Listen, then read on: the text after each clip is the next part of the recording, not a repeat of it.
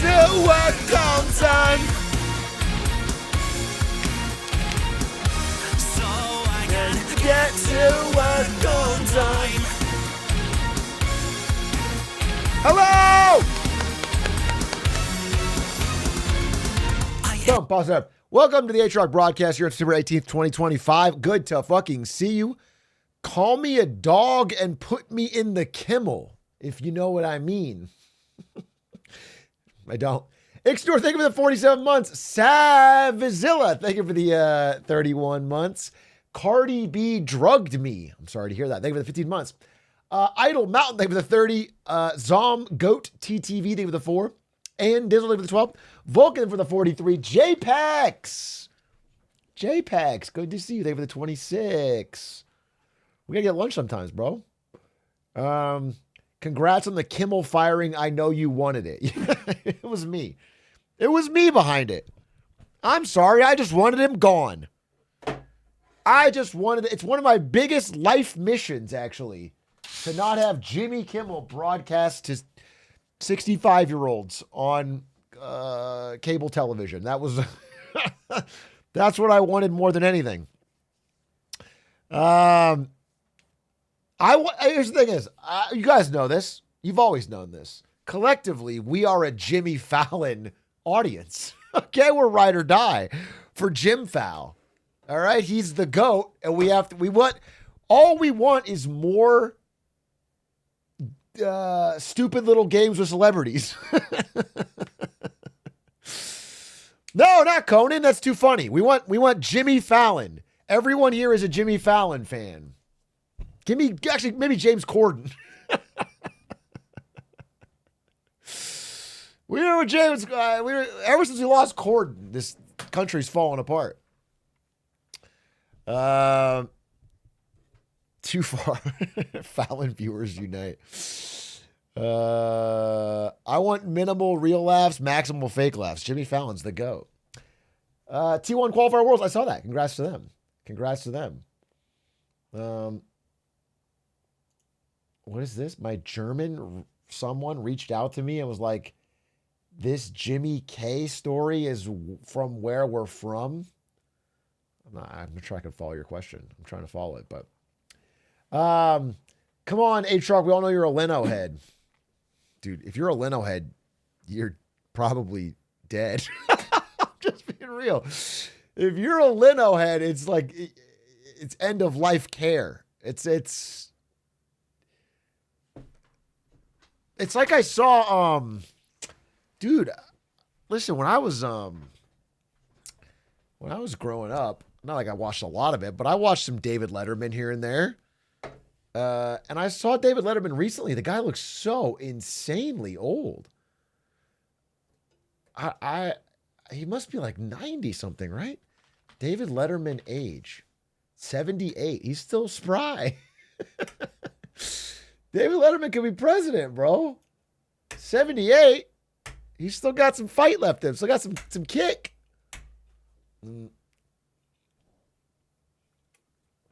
He's gaining on me. I fucking believe it. Younger than Trump. He's not younger than Trump, right? But he is, God, he looked 80, 20 years ago. That's what I'm saying, bro. It's like, like someone like Morgan Freeman, where they always looked old your whole life. For 20, 30 years, they've looked old.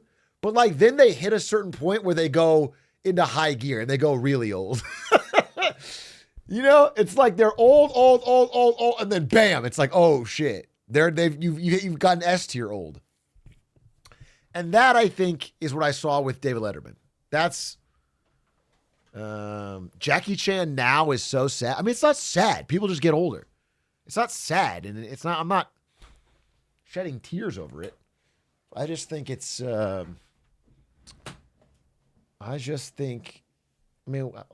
before I disagree with you, Jackie Chan 2025. Let's at least check. Oh my God. No, wait a minute. I think they edited it. I think that's not real. Look, this is what I'm talking about. Okay. This is Jackie Chan 2025. And I was like, damn, he is old. But that's like for the movie, they want to make him look as old as possible. Because this is also from 2025. This is a real, he looks great. Okay? So it's not, you know what I'm saying?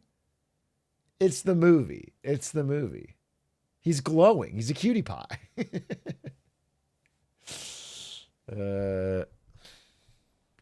Asian don't raisin. I don't think that's a real phrase. I don't believe you.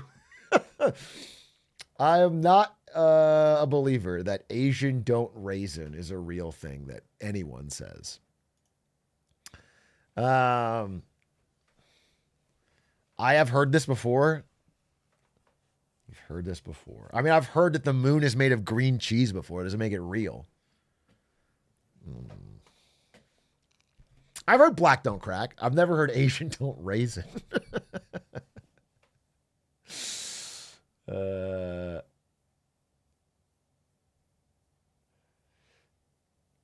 It's a pretty common phrase because we avoid the sun like the plague. I'm aware of that, dude. I lived in Korea. People would have all sorts of methods to not get an ounce of sun on their face. Little parasols, sunscreen, even on a cloudy day.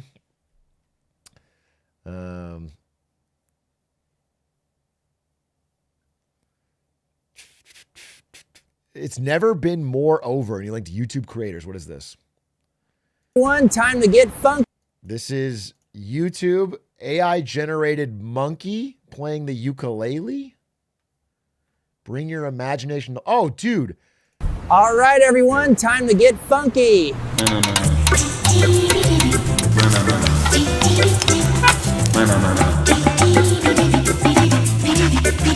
I'm less worried about this. This is whatever. I mean, someone will make something funny with this. Because no matter how slop this is, someone can make it creative. What I'm more worried about is, have you guys noticed? I saw this because I got recommended Game of Thrones YouTube shorts. It was like clips from the show. Why the fuck are they putting this weird AI filter on every fucking clip? What is it? It's so weird. Why are they doing it? I don't understand the business reason. I'm watching a clip from a TV show and like all the skin looks waxy and pale. And it looks so, it's like this clip did not need a filter on it. It's just from a show. Oh, is it get around copyright? Is that why they do it? Oh, interesting. That would actually make sense. The audio shifted. So the audio wasn't shifted, at least in the one I saw, but real skin is kind of ugly. Oh, your take is that we have to put a filter on everything because real people's human skin is too ugly.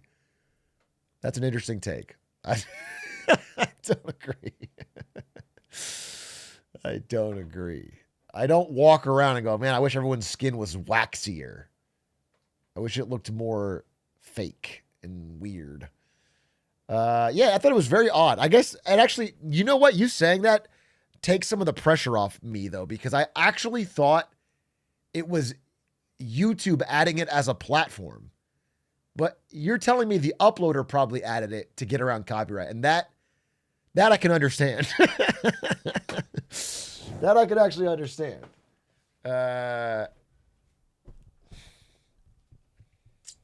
It is from YouTube. Wait, fucking make up your mind.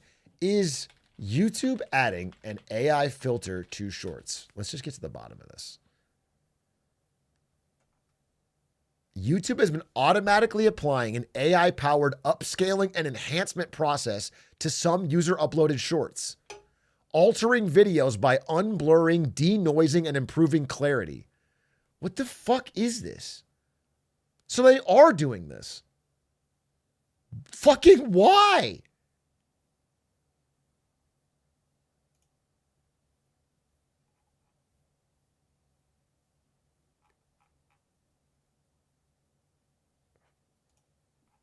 They're editing out your zit. I don't have a zit. I guess down here, yeah. All right, YouTube, get rid of that. Get rid of that one in the short. Well, either way, it's fucking stupid. All right. You just don't automatically change people's content. That's crazy. So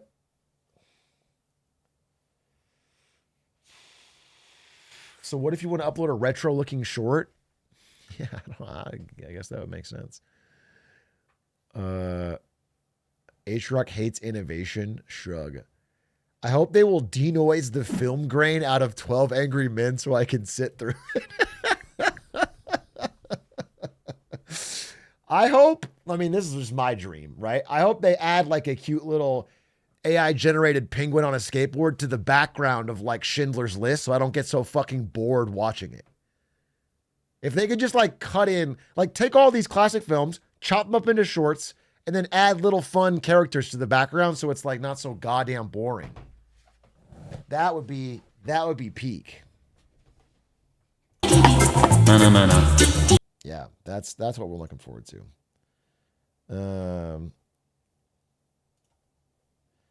The Godfather, but with a zany Godfather.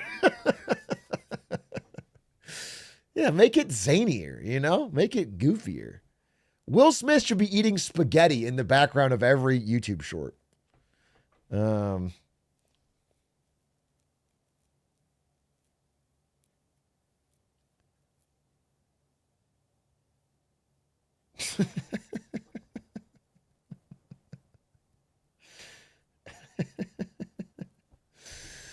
goofy father. Scorsese's going to put Minecraft parkour in every film he makes now. God fucking willing. God fucking willing. Because honestly, I watched The Irishman and I was a little bit snoozer. All right? Just a little Minecraft park. And Scorsese, you can go crazy with it.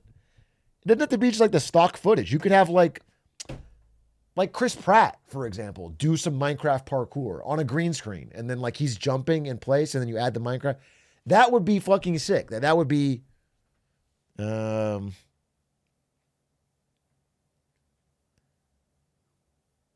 be fair, you also fell asleep during Minecraft parkour. Yeah, I have high standards. I only want Minecraft parkour, but I only want it from Scorsese. Okay? I'm sorry that I expect more. You're telling me you wouldn't watch all of... Dude, I saw... What was this article? God, I hope I can find it.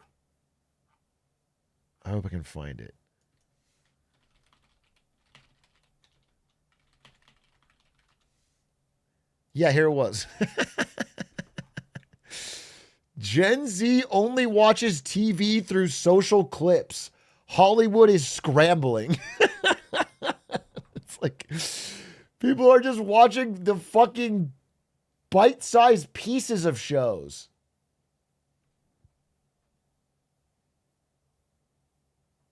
And it's funny because it's like, yeah, it's crowding out even organic social media. Like the idea, people are just watching like Hollywood is working round the clock with $100 million budgets to make movies that you're going to watch 10-second bits of. It's what Quibi should have been if they were smart. It's crazy they fucked up something as simple as short form video for Quibi. I can't believe you raised $2 billion to make an idea where you have to watch a 10-minute full video and you can't use your phone while doing it. I have to be fully attentive to Chance the Rapper's Punked. What a good fucking idea for a business. Yeah, during COVID. They botched it during... That's crazy.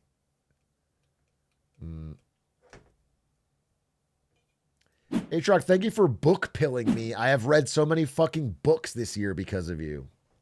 You're welcome. I like that you're now book pilled.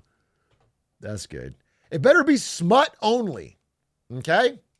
You better be on Book Talk. It better be about like a werewolf fucking an orc or something. 9-part series. Called the fucking... I don't know. I don't have a name for it.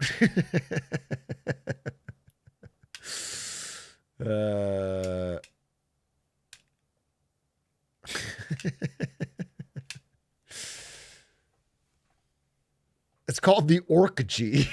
No, they wouldn't have such a crass name. They wouldn't call it a crass name. That way they can put it in the fucking aisle at Barnes & Noble under like teen books. And then it turns out it's like 100% smut. The monster in me. Holy shit, yes. It's called The Monster in Me. But it's not about the werewolf inside of you. It's about the werewolf inside of you. Holy shit. That's a banger. That's a fucking banger, dude. Wow. His writing is this fire. The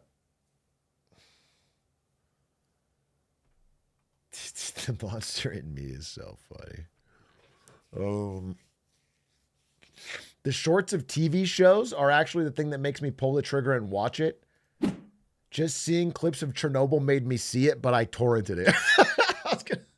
So I've already discussed this. I actually did a wins and fails or something back in the day about this, about how Hollywood was realizing that these short form clips were actually driving interest in their actual product. And unlike you, some people do actually end up paying for the ability to watch it. However, it is funny to be like, actually, it triggered me to go out there and find it, and I pirated it, so they didn't get $1. So I stole a clip to watch it, and then I watched the full thing by pirating.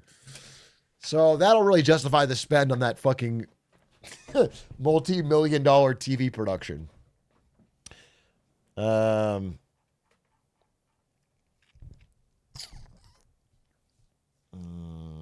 not going to actually watch Suits. It's just for clips. How can someone watch more than one Suits clip and not realize they're watching the same clip every time? What is the point of just watching the same clip of Suits over and over? Hey, Big Ed, my Uber driver was from Nepal. I asked him what he thought of the Gen Z protest. He didn't share much, but was impressed I knew about it since I'm from the US. Thank you for the educational content. That's my main goal, man. I just want people to be able to talk to their Uber drivers. That's my long-term goal. I've been trying to do that. No, I'm glad. That's W. Cool. Thank you for saying the nice thing about our content. Appreciate it. Bros, Aiden. True. Facts. What did Aiden do today? We were recording the Patreon. What did Aiden do today that pissed me off?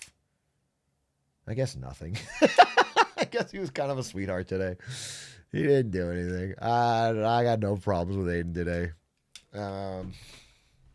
What didn't he do, though? You know what I'm saying? I'm searching for a reason.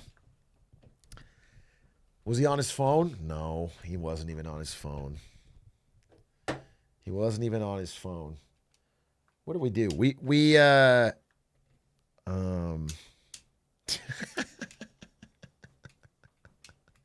Okay.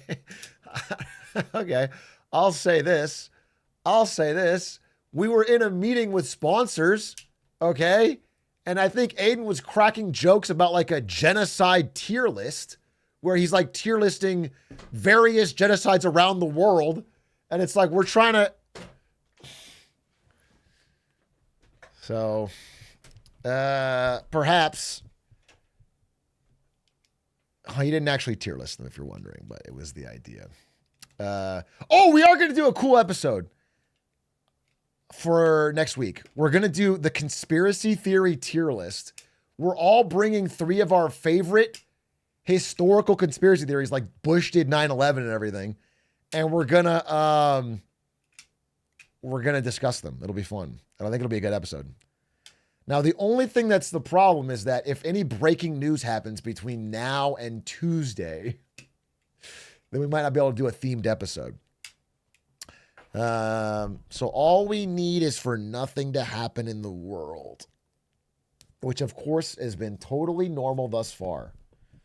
Hey, Atrioc, first time tuning into your streams after watching only your YouTube channel. No pressure or anything. You think the pressure's on me? The pressure's on you, motherfucker. First time chatter chooses the topic. All eyes on Presto Pismo 01. We're all staring at Presto Pismo. You're first time chatter, which means you must choose the topic. What do you want to talk about? And TikTok, because I got to get to a clip for 8ish. So come on. Don't think you can just sneak into here, bro. Don't think you can just sneak into here. First time chatters are on the clock. He left. He fucking left. Bro, I don't think this has worked one time. I feel like every time I do this, they always get scared away. Oh, he said Trump Epstein. I can't think of a topic I've covered more. Trump Epstein. All right, I'm gonna give a hot take on this one. Here's my hot take. I think Epstein was a fucking bad guy. All right? I'll say it. If no one else in the fucking woke media will, I think Epstein is a bad dude. I think we need to get after this guy. All right? Wherever he is. I think why won't Epstein come forward for his crimes? And you're canceled. Oh no, I'm checking Blue Sky right now. They're canceling me. Oh no. Yeah, I think, no, seriously, guy. I seriously fucking think we should release the list at this point.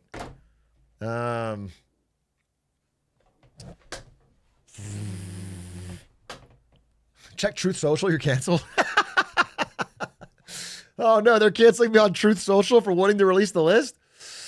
Yeah, I think we should release the goddamn list, dude. And I think, here's my actual, I can only say one more thing. I already talked about Trump Epstein a million times, right? I think we're aware of my stance.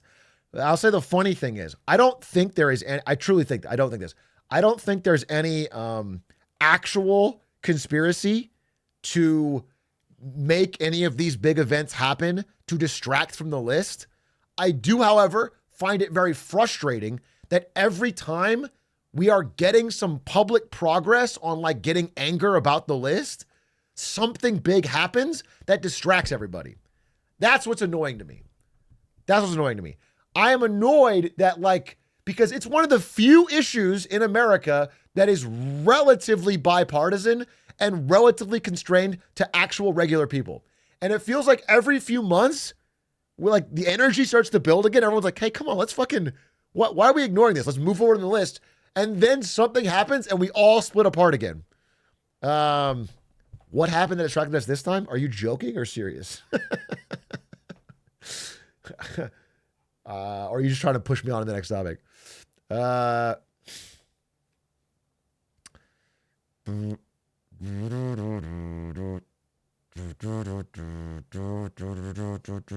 It's infrastructure week. Silksong came out.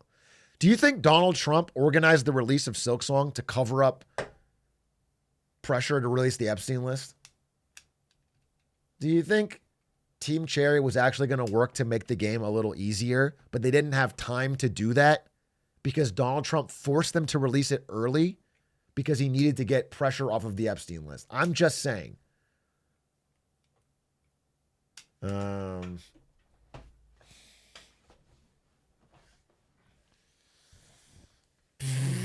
Obama always delayed it. God, I can't believe all these presidents are getting so involved. Chambreen, thank you for the prime. Rai Trumps, thank you for the 21 months. Dante approves, thank you for the 54. Good Fry, thank you for the 5. Petzio, thank you for the 26. Shout out Gen Z. Sure, shout out Gen Z. Ghislaine. Gelsane, I'm sorry. Big A, you ever played Jazz Punk before? No. Ambient 47, thank you for the 42 months. How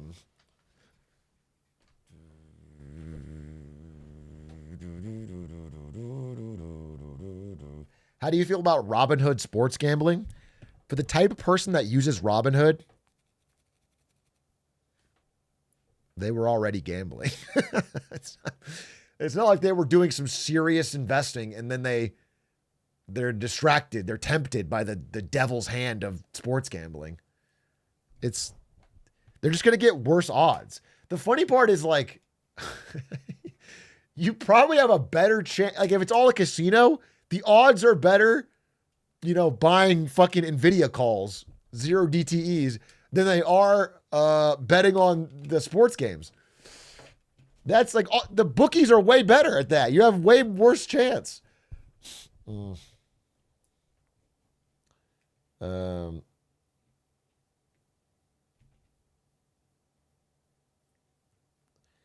Big A, you pissed me off with your Gurkha verbal typo on the pod and the clip. Dude, every time I talk about the fucking Nepalese Gurkhas, I always say the line wrong. It's supposed to be like, if anyone tells you they don't fear death, they're either lying or a Gurkha. That's the line. But I always say, if anyone tells you they fear death, I always do the opposite. I don't know why. Because I'm not a Gurkha, dude. I'm fear death. I fear death.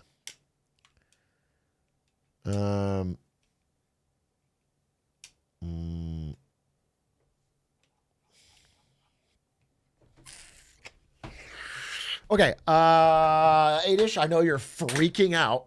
I know I'm not my own man. I know my editors control me. I will want to talk about Kimmel here in a second, but I am enjoying the vibe. Big A, I heard from somewhere that your first-time chatters get to pick the topic. What are your thoughts on Nvidia buying billions of stock in Intel? I just want to say I love your content. I don't really watch stream or YouTube, but I watch all your content religiously. You don't watch stream or YouTube, but you watch all my content religiously? Where are you watching it? What do you mean? You're watching my TikToks? I have like 6. Where are you pirating my content, bro? I watch all your content religiously, but I make sure you don't see a dime from it. Bro has one of his friends write down the script, print it out, and hand it to him every day. Interesting. Well, I do appreciate it either way. And you can pick the topic, and I'll do a very quick discussion on this. If you guys don't know, Nvidia just bought $5 billion worth of Intel, making Nvidia a co-owner of one of its competitors now. And the idea is that Nvidia will be able to help get Intel moving on creating chips in America. Yet everyone, this is all part of the, this wasn't just like Nvidia's own idea. This is the government's idea. Basically kind of pushing Nvidia to do this. And it's, first of all, it's funny to me because I remember in 2017, when I'm first starting to work at Nvidia, everyone there sees Intel as like the giant, the behemoth. At that time, Intel's revenue was like 20 to 30 times bigger than Nvidia. It was way bigger. I mean, the company was it was like they're the big 800-pound gorilla in the room. And now it's like Nvidia is propping up this little baby boy. It's such a funny flip. Intel's such a fucking mess now. It's such a little bro. So that's my first instinct on that. The second is that, obviously, a similar situation happened with Microsoft and Apple. So Microsoft, at the height of its dominance, Apple was about to go bankrupt. And Microsoft invested, I think it was probably millions at the time instead of billions, but they invested a lot of money propping up Apple. And their main reason for doing that was they needed a competitor so they didn't get found out to be a monopoly. Like, Microsoft was keeping Apple on life support just so they needed a competitor. What's funny is Apple then roared back and became the largest company in the world. But at the time, they were near death. And so maybe Intel rolled back. I don't know. But yeah, the main thing here is that, I guess I'll say there's one interesting part of this story, which is that very recently,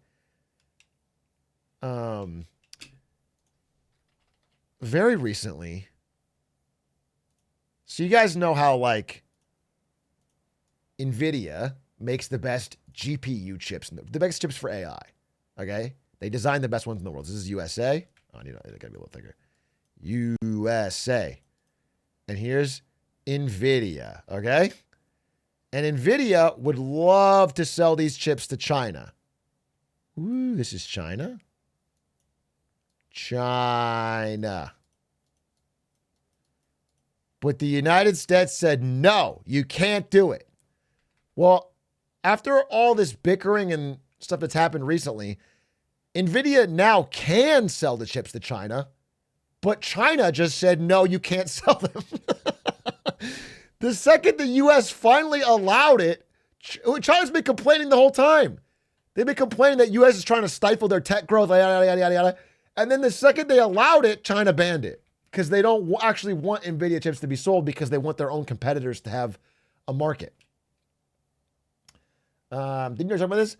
I did talk about this on a broader level, but what I'm saying is this is just now happened.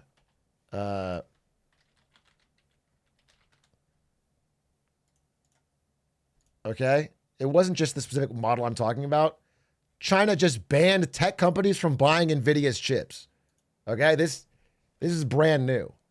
So now you just can't buy Nvidia, which of course Nvidia is scared and shocked about, which is one reason why they're more interested in being part of this Intel thing and trying to get, domestic chip competitor. So,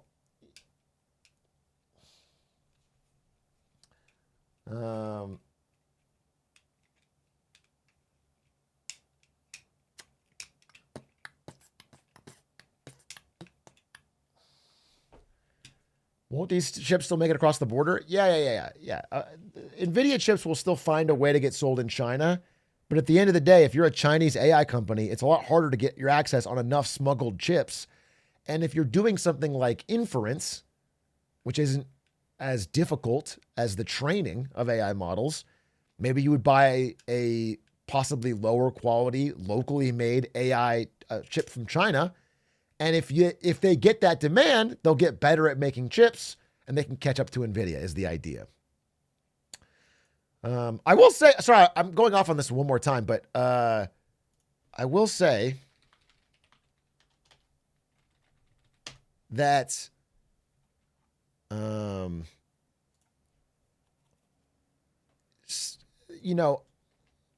did I put this?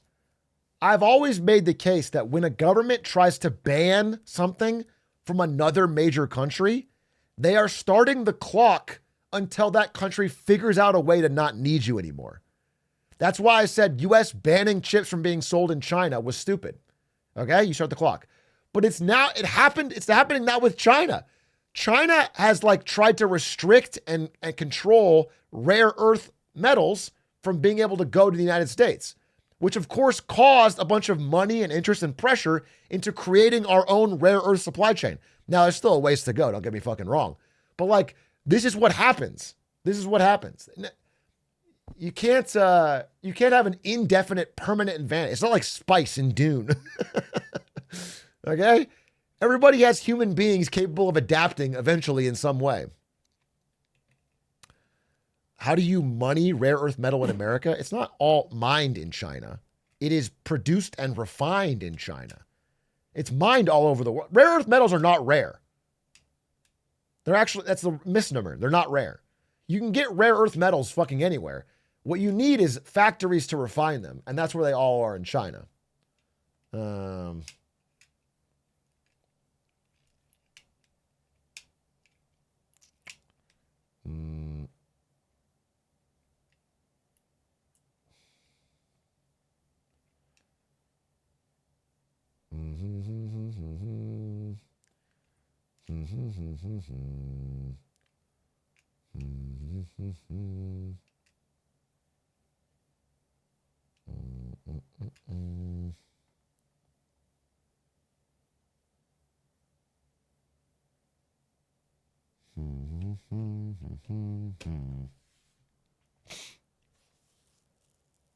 Atrioc lies he's gobbling the metals.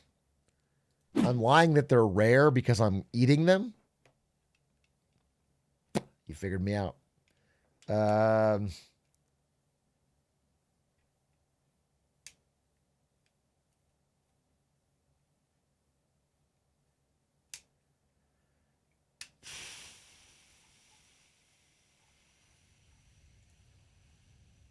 Hey, Big A, long-time viewer, not first-time chatter, but close. You're a 5-month sub.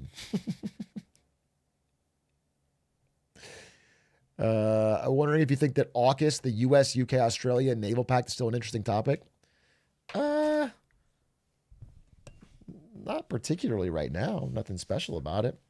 I mean, I would say it's interesting that, the United States was a big push of developing the Quad, which is India, South Korea, Japan, America? Wait, isn't Australia in there too? Who am I missing in the Quad?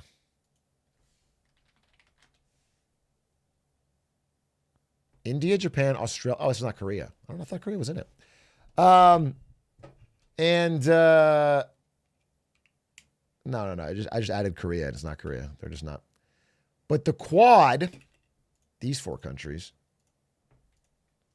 was supposed to be like this really Indo-Pacific counter to China. And I don't know, America's just done a really good job of pissing off almost all these countries. Actually, all these countries, but especially these 2.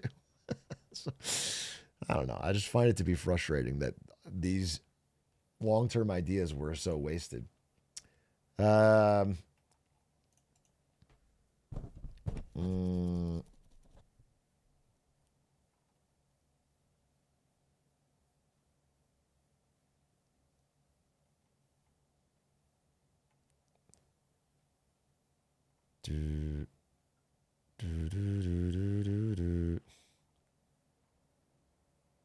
Hey, watching your streams made me get interested in antitrust and stuff. Now I'm taking a class on antitrust and regulation from someone who's been a part of the legal team for several big mergers over the years. It's made me quite interested in the topic. Awesome. Sincerely, that's awesome. I wish antitrust had a better name, bro. I think it is one of the single most important functions of government, and it makes regular people's lives better. And I don't know how to get more people to be passionate about it. Because people they care more about the biggest news of the week, whatever the drama is of the week. But it's like, this would be such an important thing. It's so, but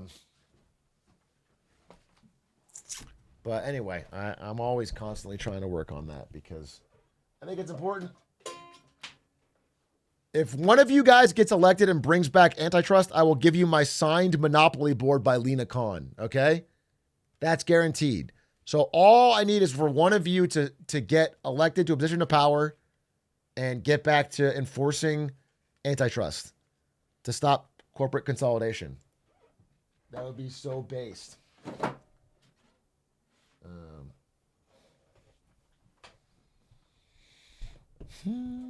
I'm surprised she would sign that after you guys pressed her so hard.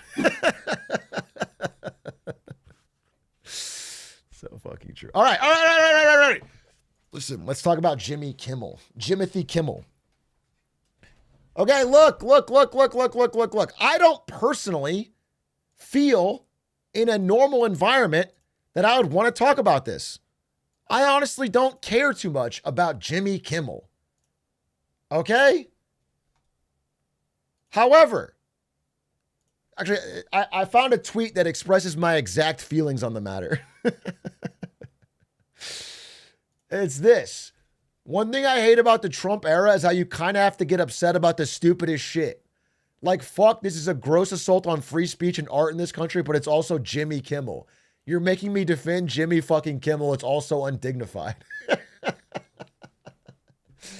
That's sort of how I feel. Like, listen, as someone who creates content on the internet, it's like that poem, dude. First, they came for the late night talk show hosts, and I did not speak out because I was not a 65-year-old man watching cable TV. Like, I don't care about late night talk show hosts, but it's a step towards censorship of people being able to just speak what they want politically online or in public. So I have to say something, especially in this case where it's so egregious. So, quick refresher. This is the monologue that led to Jimmy Kimmel's show getting pulled off the air. Okay?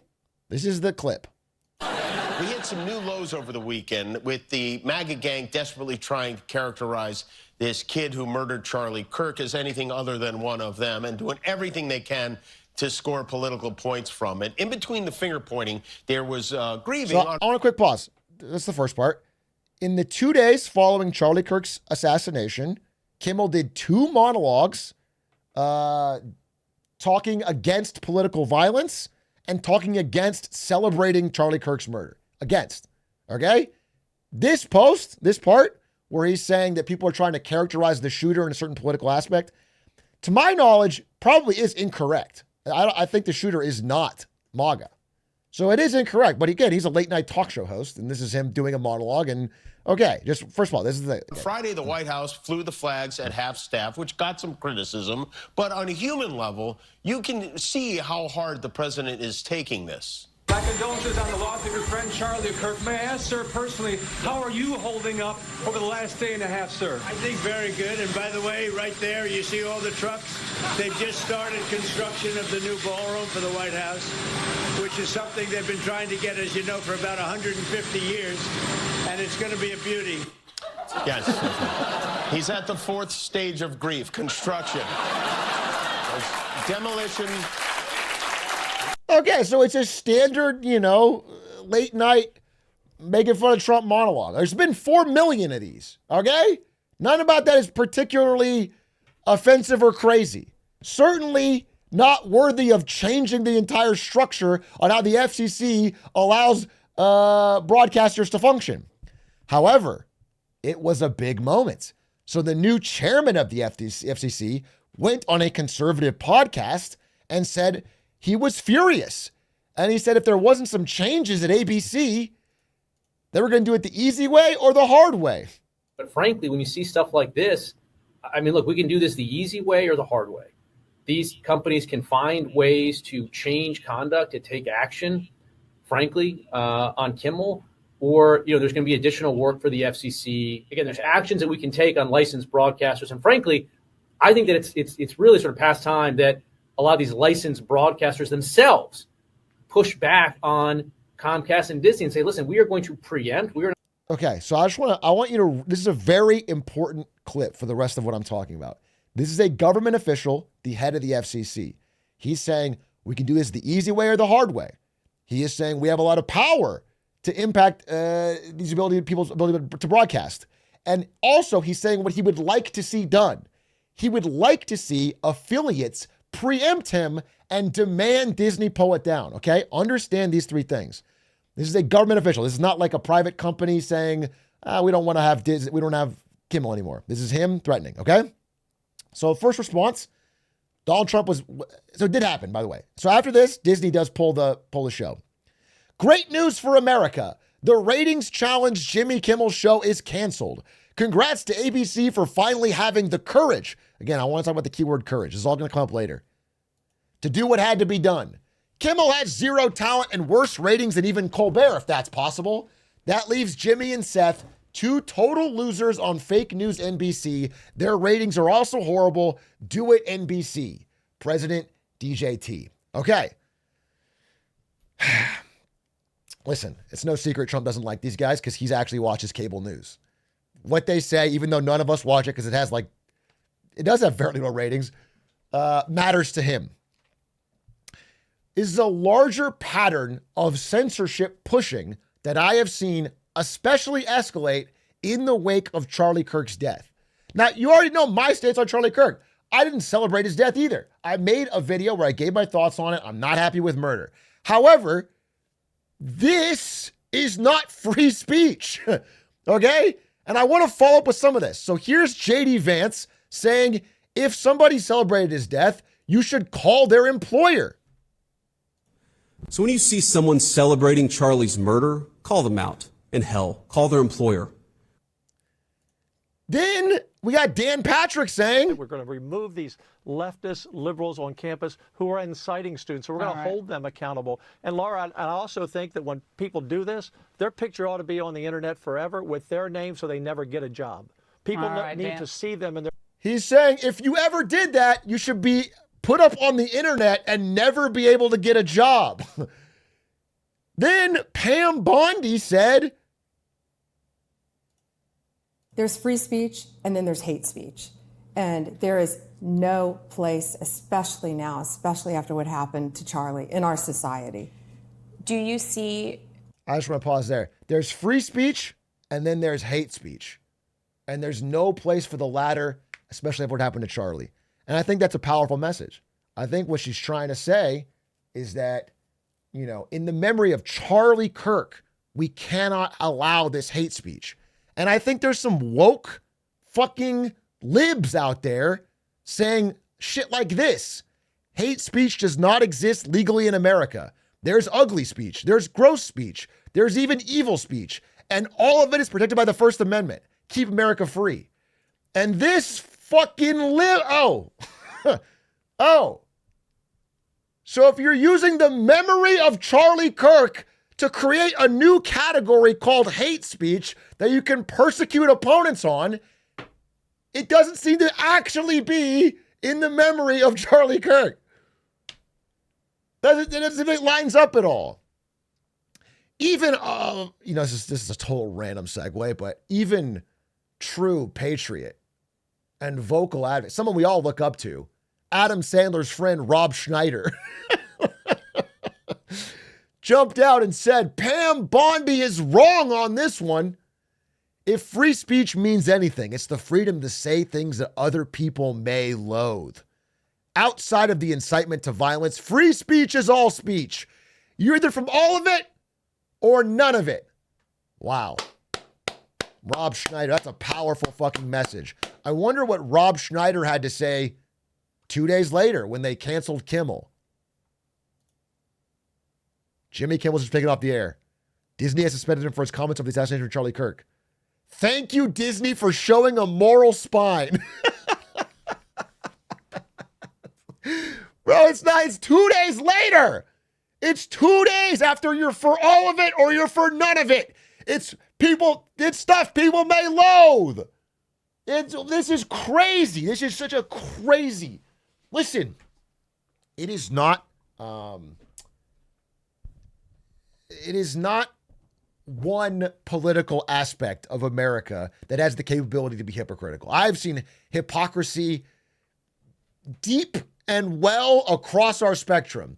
Okay? One example I mentioned on the podcast today is that I found it to be very annoying and frustrating when Joe Biden made a big stink about how he wasn't going to pardon his son. He was going to let the legal system do his thing and not get involved as president. And then right before leaving office, he did pardon his son. I thought that was like, don't make a big deal about it if you're going to do it. That's hypocrisy. But this example is fucking insane because the pro-free speech hoorah rah has been such a rallying cry for this group in particular for so long. And this is so petty and so small.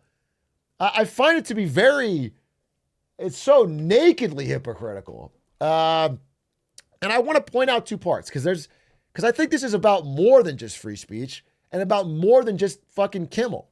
All right. And this is the part that kind of worries me and what I want to talk about. Okay. The word courage here. Okay. The word courage. The stations had the courage to get this done. Rob Schneider said, thank you, Disney, for having a moral spine. It implies that this was some brave act from these networks, finally like growing a pair and standing up. When in fact, I believe that Bob Iger's decision here, at the end of the day, he pulls the strings, was extremely, extremely spineless and based entirely in fear. Okay? Here's the situation. The companies have to have the courage not to capitulate. They would win ultimately. They're just afraid of, in the meantime, what would be the price they would have to pay. The companies are afraid. This is Massachusetts Senator Ed Markey describing the basic situation here, which is that these companies are doing a very basic calculus. Okay? They are trying to figure out whether the amount of money they will lose by not capitulating will be more or less than the amount the show makes. If it's more, they will give in every time. They don't care enough about the shows or the free speech or anything if it'll get away the money. I want to give you an example.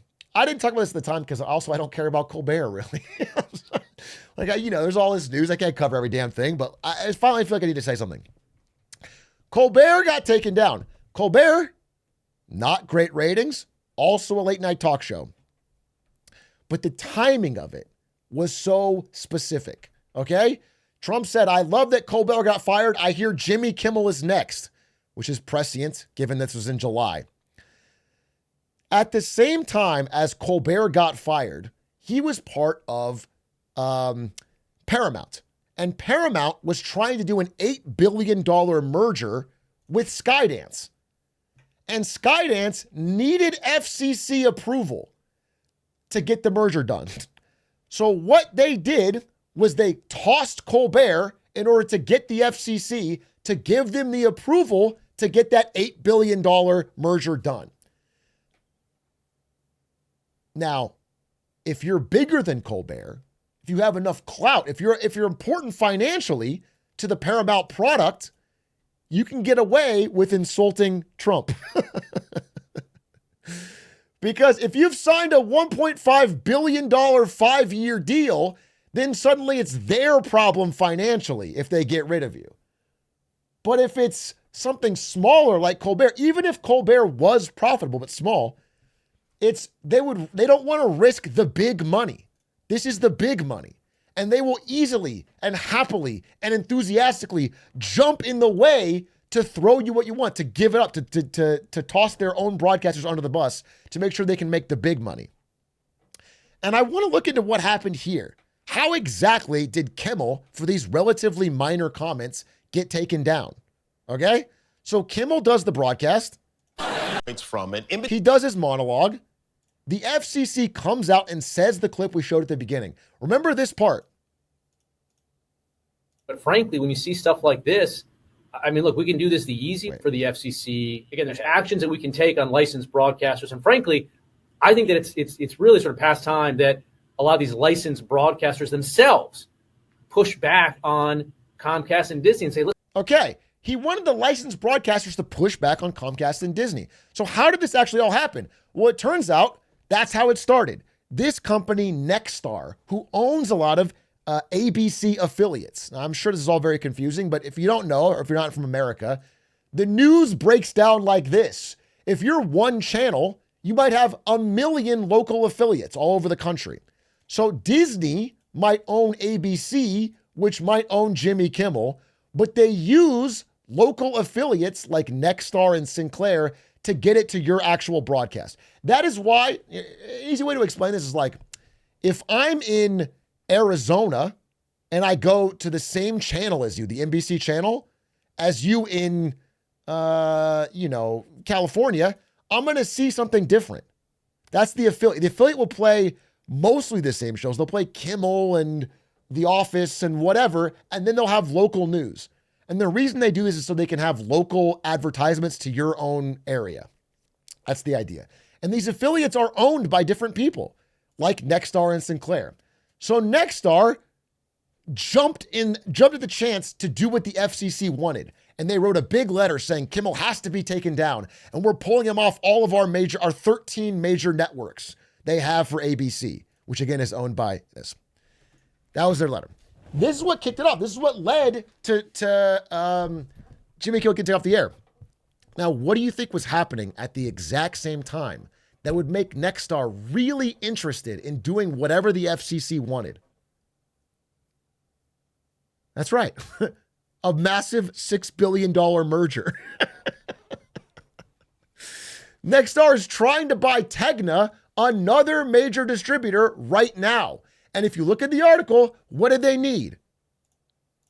They need approval from the FCC. So we are seeing this right fucking now, dude. It all comes back to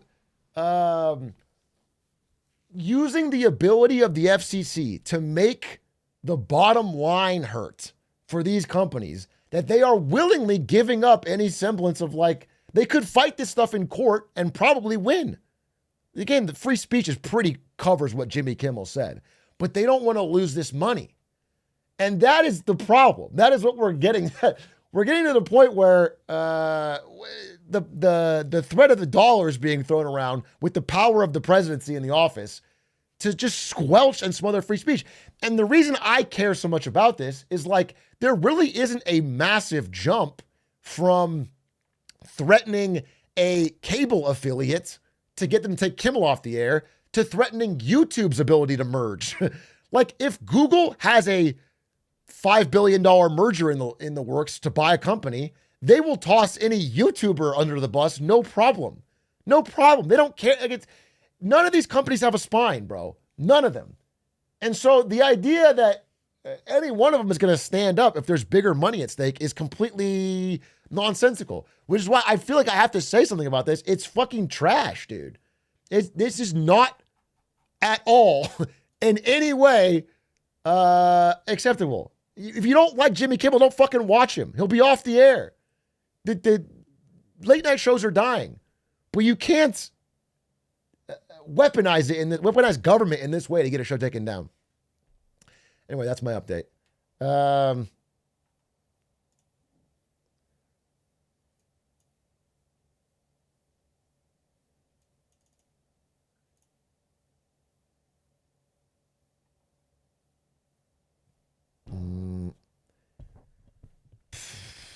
Breaking news, Atrioc fired tomorrow.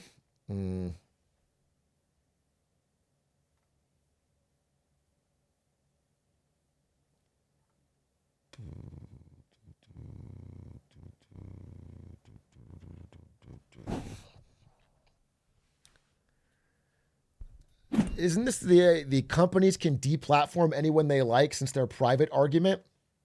I feel like you just didn't watch what I said. This was not a company going, hey, I think we're getting too much pushback from fans. Jimmy Kimmel's not profitable. We get rid of him. This was the FCC, a government institution, saying we can do this the easy way or the hard way. We're going to make life difficult for you as a business if you don't push to get rid of. Do you know what I'm saying? It's not just a private company doing that. This is a company bending the knee to the power of the government.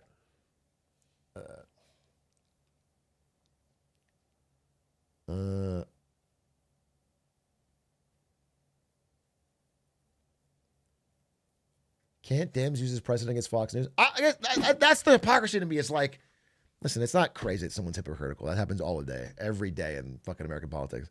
But, you know, had Biden tried to pressure the FCC to get Tucker Carlson taken off the air, you know what?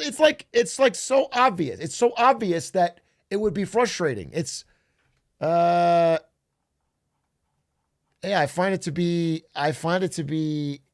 insane.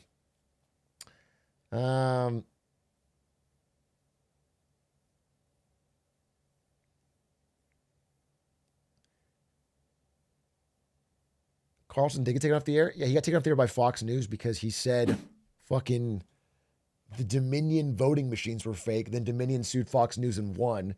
Fox News had to pay $800 million. And they were so pissed at him, they got rid of his show. But that's not. And by the way, he's successful as ever.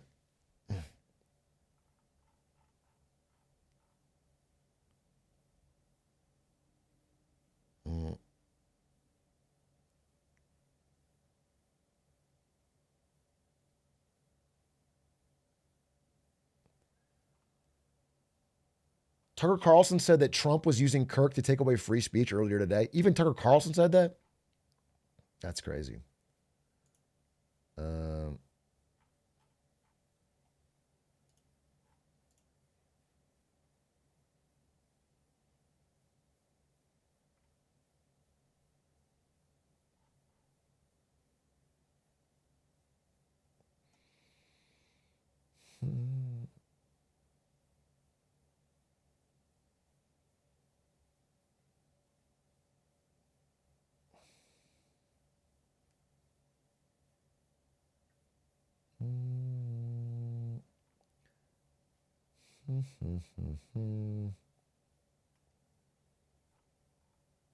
Thanks for the 26 months, dankest waffles. Oh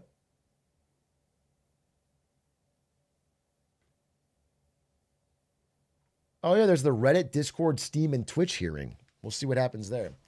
But yeah, again, that stuff's on the radar now of Congress. Reddit, Discord, Steam, and Twitch. It's just not like, listen, it doesn't matter what the fuck Twitch thinks. If Twitch is owned by Amazon and Amazon has a, $12 billion buyout they want to do, they will throw anything under the bus. They'll make any fucking small concession. They'll ban whoever. Like, it doesn't matter. It's not... when it's all through big platforms that have way more money to be made than any individual, it's just it's like not about. I don't say it's not about ratings. It's not about like Kai Cenat could get if they could get $1 billion, multi-billion-dollar merger. Kokoryu Beats, they were the 46 months.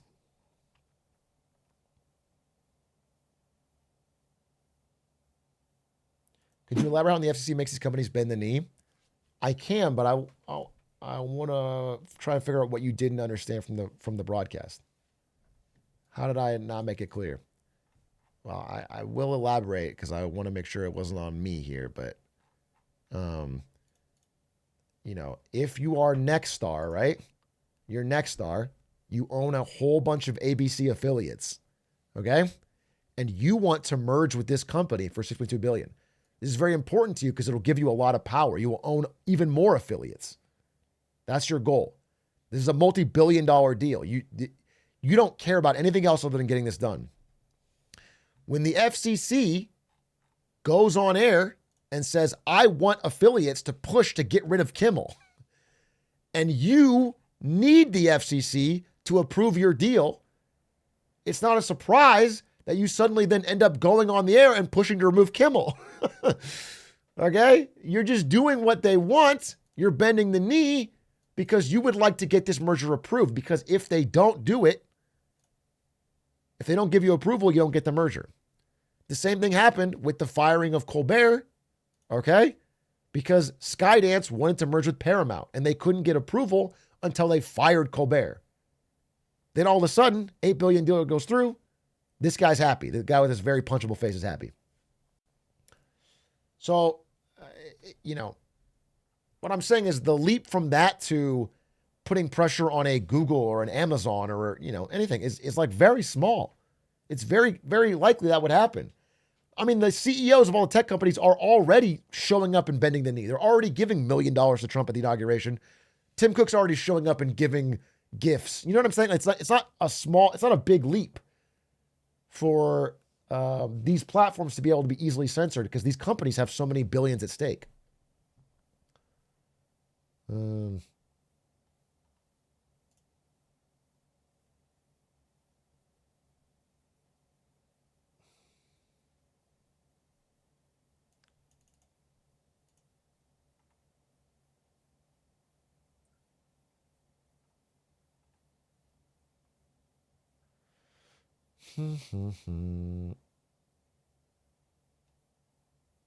Great news for America. The ratings challenged Atrioc Marketing Monday show is canceled. Congratulations to Twitch for finally having the courage to do what had to be done. Atrioc has zero talent. It could happen to me.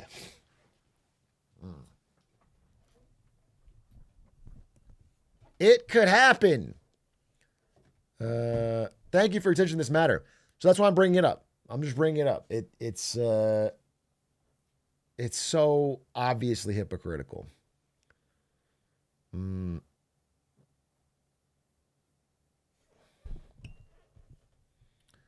to go to Nebula. I go to Billy, bro.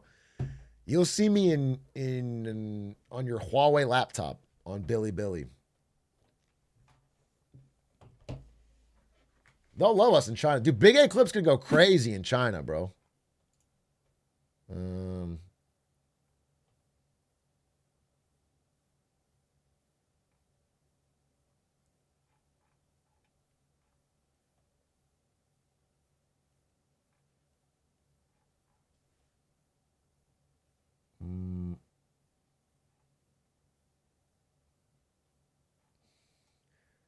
me see. Did Trump say anything else? Truth.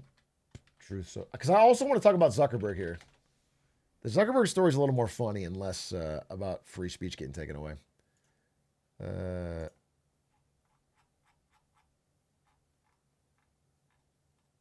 This is, dude. This is insane. can't believe this. This is right now. He just truthed this. This is an AI-generated image of Trump sitting at the White House Oval Office trading stocks. Bought Intel 20, Intel now 30.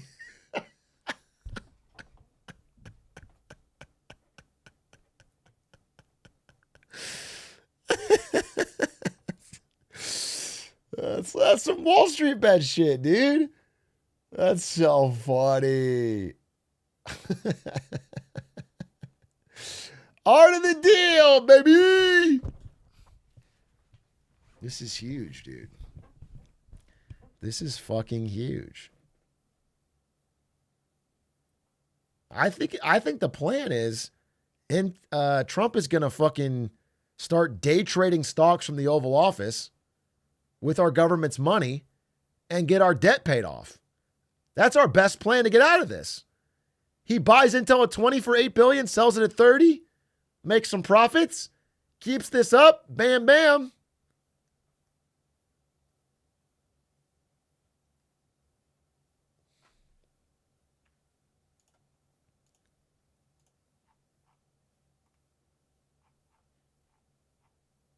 That's incredible.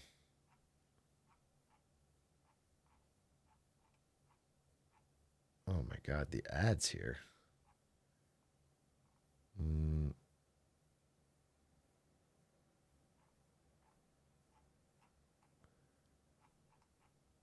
Okay, let's talk about Zuck here in a second.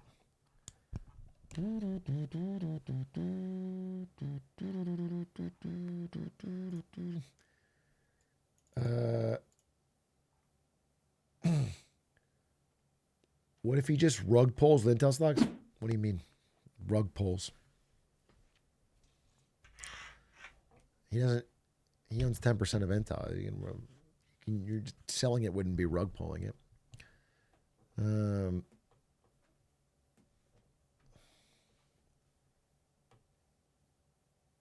Oh yeah, that was one more thing I wanted to say. I forgot to use that example.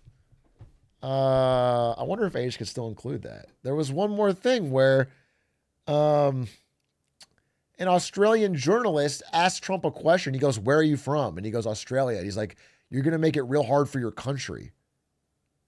Can we get that? Yeah, if I can pull this up. Wait.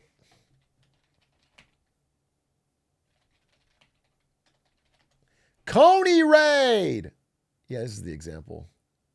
Appropriate.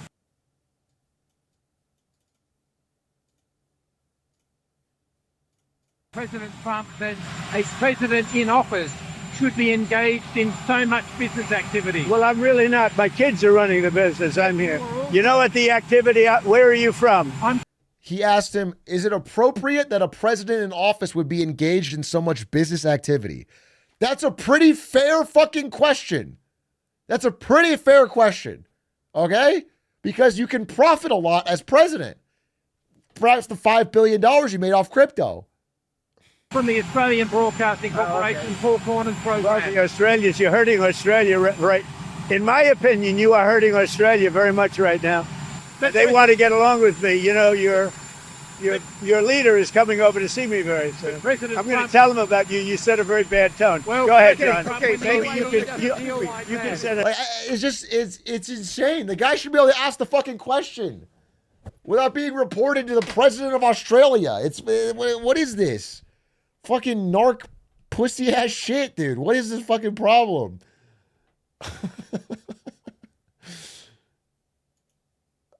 Just answer the question. Anyway, I'm sorry. Welcome, Coney heads. We're talking about video games. Welcome, Conesters. We're talking about our favorite old Nintendo 64 video games.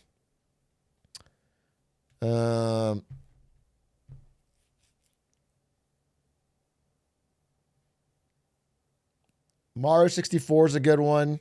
GoldenEye's a good one. Are you going to restream the Dan Clancy Congress investigate? Oh, yeah, for sure. When is it? Dan Clancy. If Congress is not asking about Clancyville, Hell's gonna break loose. October 8th. October 8th. October 8th, we'll cover Gabe Newell and Dan Clancy in front of Congress. What a motley crew.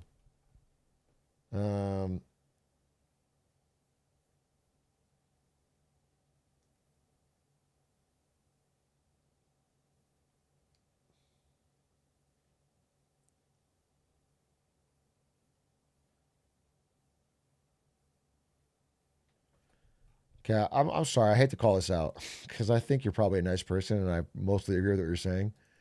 Right-wingers make me so mad. We're living out the paradox of tolerance right now. If we keep tolerating fascists, we're screwed. Can we just all be honest about the boots on the ground reality? Okay? Republicans have the House, the Senate, the judiciary. Okay? There's not some magic thing you can do. There's not some fucking, we better do something. And you guys are just typing. You're just typing in chat. We can't tolerate it. All you have to do is either, if you want to go crazy, go fucking start a coup. Otherwise, all you got to do is find a way to make your message appealing to regular people so that we can get a vote. That's the fucking thing. So what you need to do is not be as unappealing as humanly possible to regular people. All we have to do is get a lot of people on board so we can get him voted out of office. It's not that hard. We can do it. Okay? If you aren't going to do that, then you better go on a coup. I'm inciting violence. I'm calling it out. I'm calling out this whole we got to do something. But you're saying we the way people in group projects say we. You're saying we the way I would say we got to finish this project at ASU. I'll be like, bro, we really got to get this fucking project done. We got to get this paper done. And what you mean is someone else. You mean someone else needs to do it.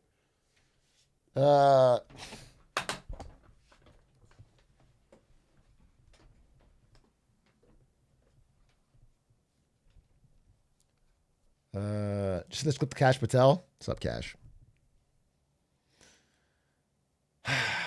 This clip's going to play during the House Oversight Committee. I know.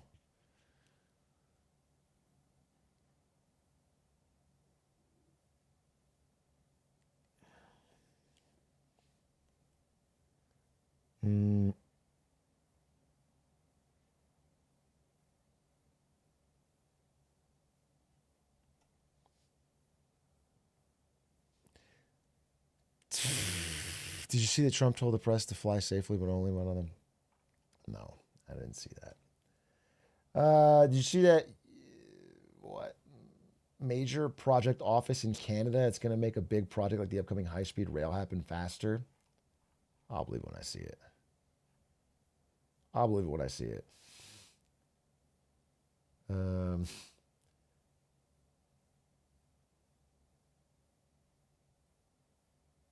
Kai Cenat just cut off his dreads on stream. What are your thoughts? Finally, a real question about the world. Everything you guys are asking is come on, get over it. It's fucking not a big deal. Finally, a real one. Kai with no dreads? His name's Kai Sense.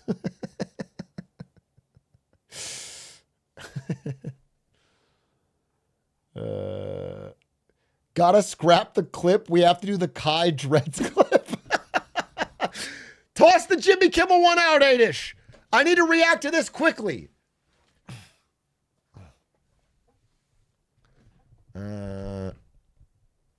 Atrioc is going to buy them and wear them. What if I show up to the Gavin Newsom interview tomorrow with Kai Cenat's dreads on? What do you think about that?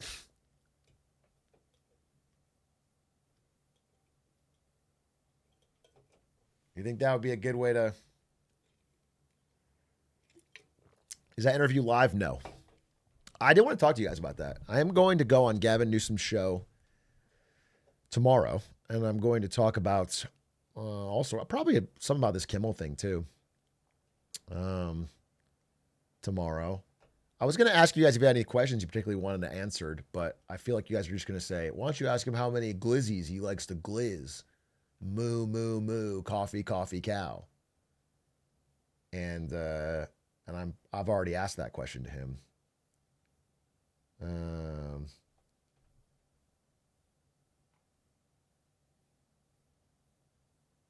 You have to make sure not to invite Aiden again. Bro, I didn't even invite Doug.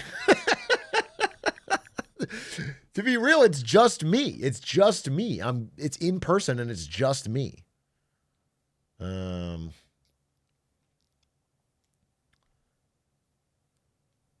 Is this real? I'm not joking. No, I'm going tomorrow on Gavin Newsom's podcast. He saw my Charlie Kirk video. I don't know if he saw it, but one of his team saw it or something. And so they invited me on. So I'm going to go talk about it.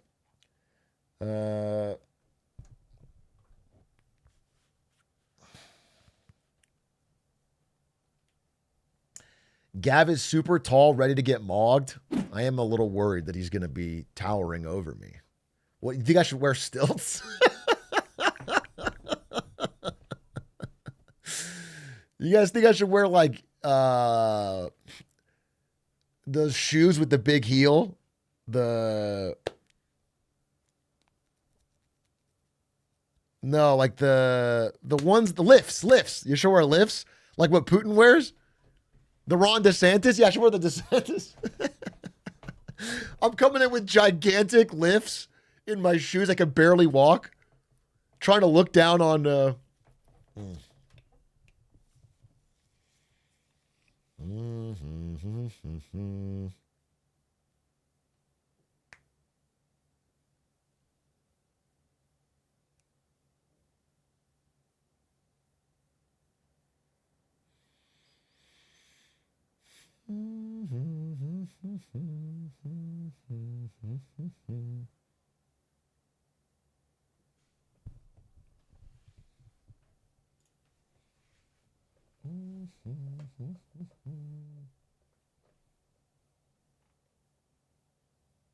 Do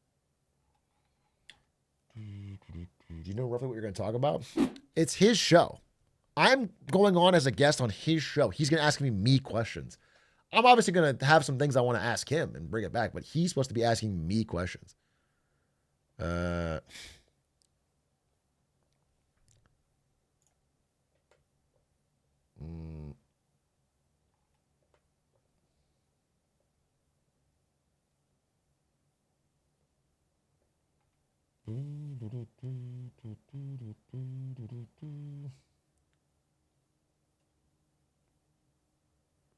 Not sure if you'll... Oh, first time chatter. Not sure if you'll see this, but I've been curious what you think the root causes could be for people's inability to see their own biases, hypocrisy in the modern political climate. It seems like people are so concerned with us versus them, they are genuinely blind to what they're actually fighting for. You know what? I have a good example for this. Let me see. My honest belief is that... I hope I can find this example because it really is quite a perfect... I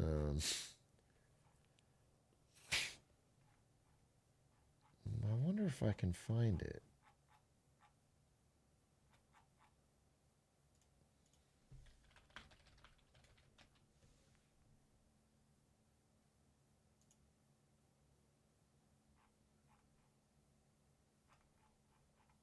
Dang, I wonder if someone could find this for me. It's an old tweet from the FCC commissioner himself from 2021. The same guy calling for Kimmel's cancellation. Let me see if I can find it. FCC chair. Yeah, okay, it's Brendan Carr. Give me 1 second. This is actually pretty relevant.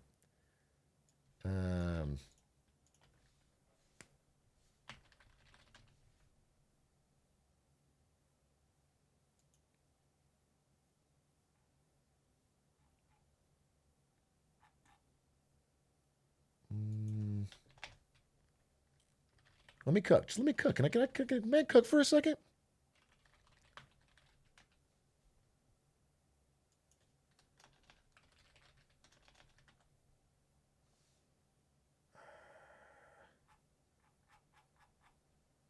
Maybe I'm not gonna find it. Dude, it's all buried under other things.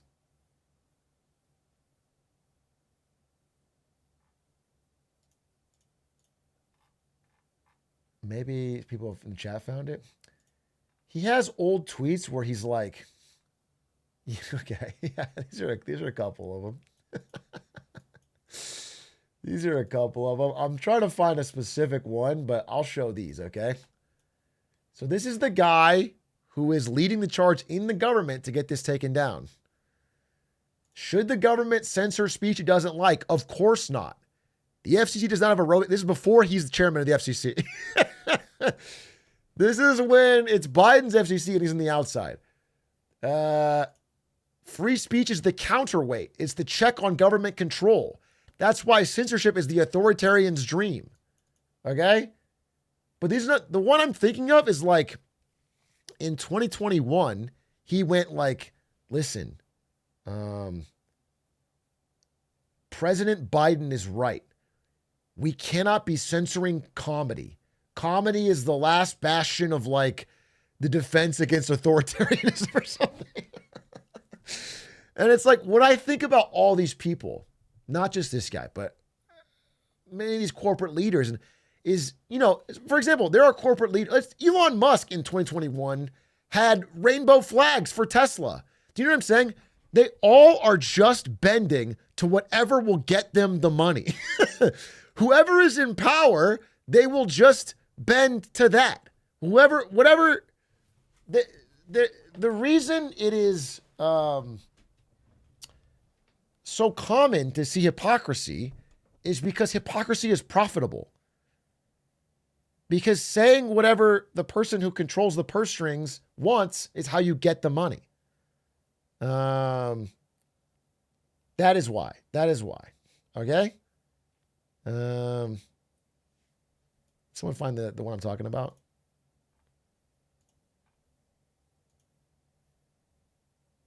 This is it, dude. Yes. Like, how can this guy, President Biden, in 2022, when Biden's in office and this guy can see benefit from saying this, he says Biden is right. Political satire is one of the oldest and most important forms of free speech. It challenges those in power while using humor to draw people in the discussion. That's what people in influential positions have always targeted it for censorship. And now, this is a guy trying to get a comedy show taken off the air in an act of censorship for the benefit of a political party. Do you understand? Like, I think people like this are all over politics and all over this administration. Listen, like J.D. Vance is the only person in politics right now who literally called Trump Hitler. And now he's his VP and biggest advocate. Do you know what I'm saying? Like, there's a lot of people who will just say one thing when they thought the wind was blowing one way and will say another when they think it's blowing another because all they care about is making sure they make money. That's all they care about. They want to just make sure they get power and money.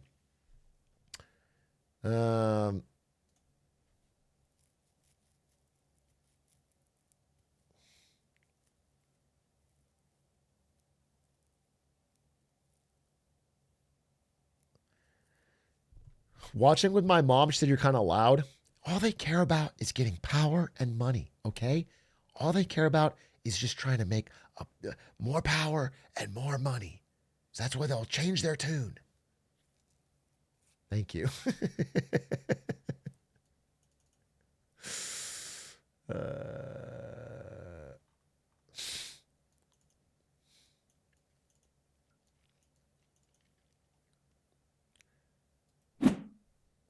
Yeah, I that's my goal. That's one of the reasons I said yes to this opportunity. It's because I would very much like to get Gavin Newsom on Lemonade Stand for a full interview with all three of us, where we are more asking the questions. Obviously, this is his show. He's going to set the pace. And I think the topic he wants to talk about, honestly, I'm just pre-warning you, is about gaming, Discord, young men, why people are getting more involved in these communities, what it means, all that. I think that's what he wants to talk about. I don't think his point is that like gaming is radicalizing people. I think he just wants someone to explain it. Someone who is a gamer. And so I'm going to do that, but that's like probably not what most people want to hear about because you already have your stance made up on that. But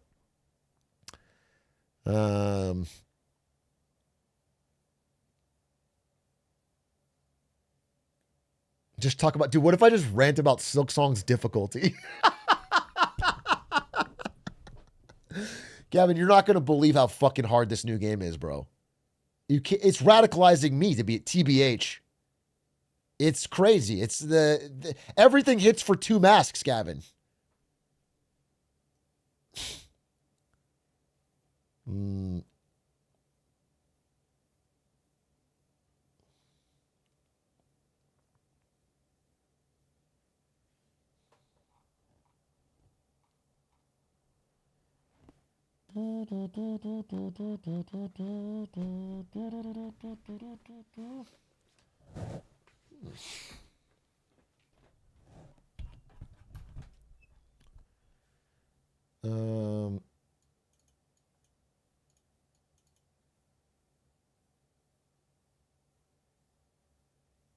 I would defend Kimmel too, but I find it funny the people that would also defend him lose their minds at the Man Show. I'm sure that person exists. I actually know that you're right. That person exists, but that's not me, bro. I don't care. He can make whatever fucking show he wants.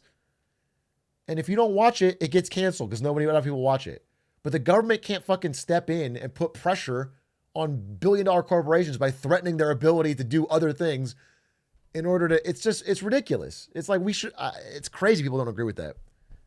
I find it shocking. And especially people who like 5 months ago would have been like, free speech is the most important thing in the whole fucking world.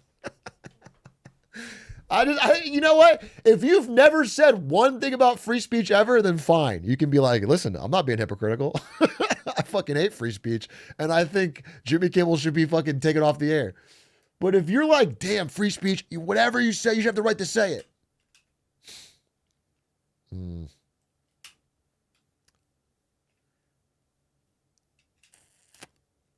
The network didn't want him and found their reason? No, dude, that's not what happened at all. That's not what happened at all. That's just a direct lie.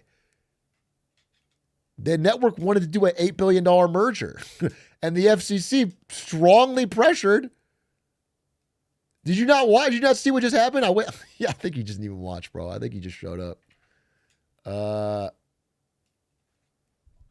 We went through the financials, bro. We went through the fucking...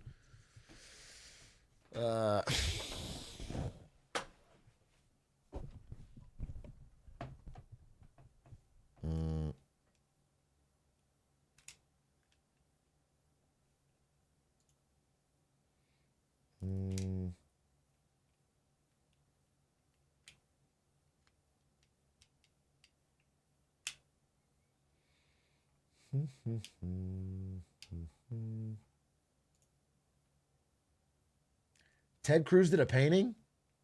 I'm back on board.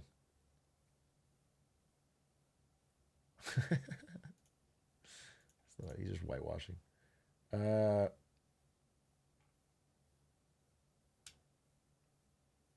presentation, send me, because you'll go over the whole topic, and then afterwards someone will come through and tell you what the presentation is about, but wrong. Dude, the worst is someone that watched the presentation and then asked me a question about what I just said that was just answered. That's frustrating.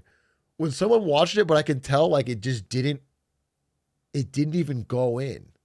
And then they asked me like what the key point of the like the main, because I'm not trying to cover 80 different topics. I think about it. I'm like, all right, what's the one takeaway I want to have? And let me get a lot of evidence and then put that in order. And then someone would be like, all right, I get that, good presentation. But what about the main thing you just said? It's like, I don't know how else to say it, bro. I just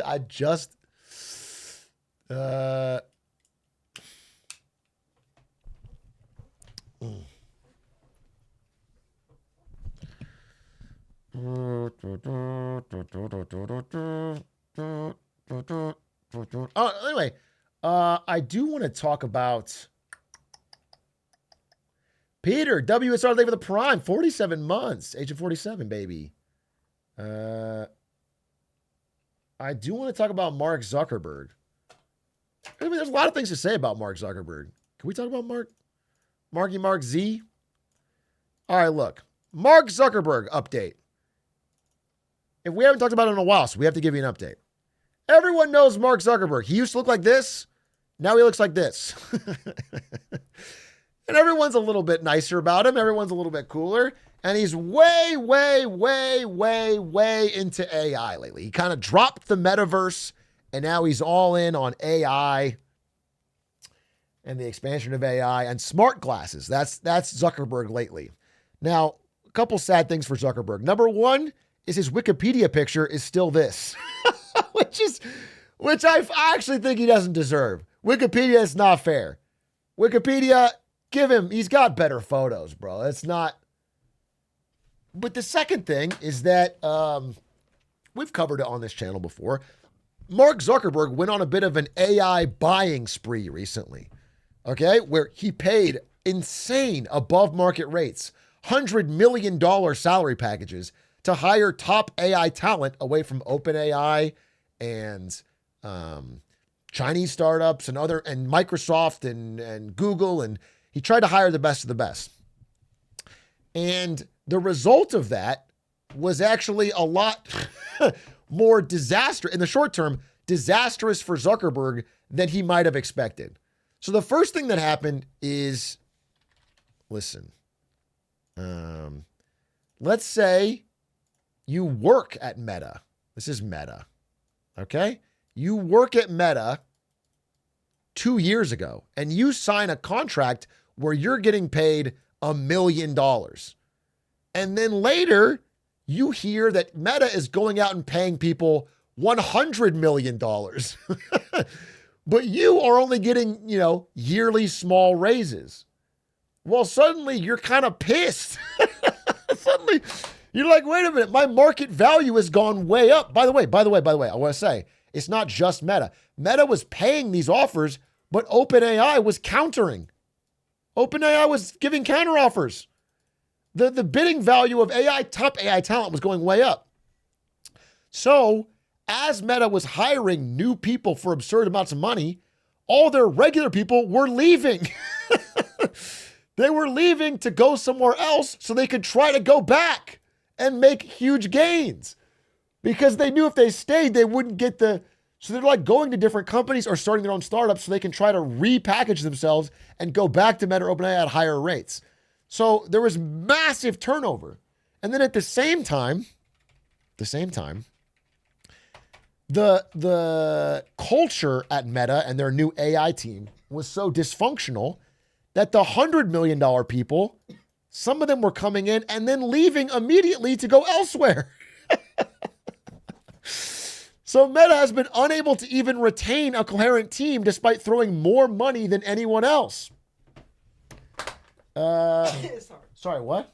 Sorry, just put here one of those things. Oh, thank you. For when you do the. Yeah, thank you. Thanks, babe. That's nice. And look, I'll pull it up. I don't want to not have an example here.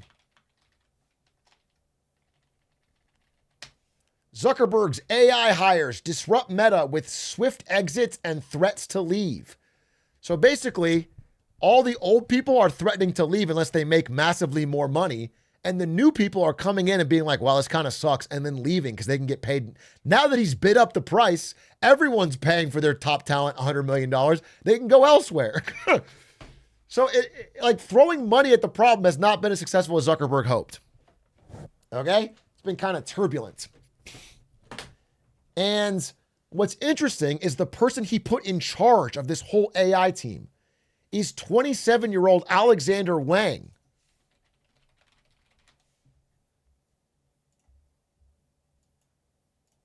This guy.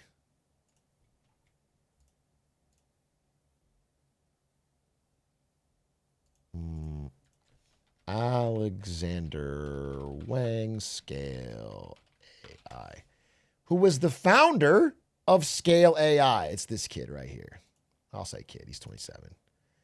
This guy, okay? Now, we've talked about Scale AI here. Some of my viewers have worked at Scale AI. What Scale AI did was they paid minimum wage for people to label pictures of dogs and cats and trucks and whatever. His idea was like, oh my God, all of these big tech companies are going to need AI training data. I'm going to start a company that makes that data.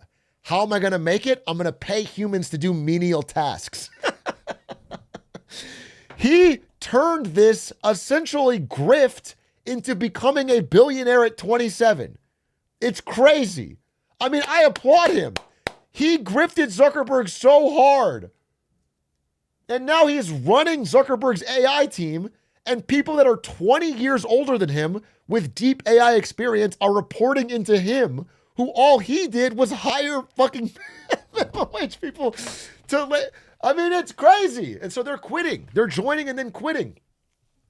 So all this is confabulating. It's all coagulating into a messy situation for Zuckerberg's AI team. However, they're making progress on their smart glasses. Now, I want you to understand, from a business POV, it has always been Mark Zuckerberg's dream to get rid of the middleman.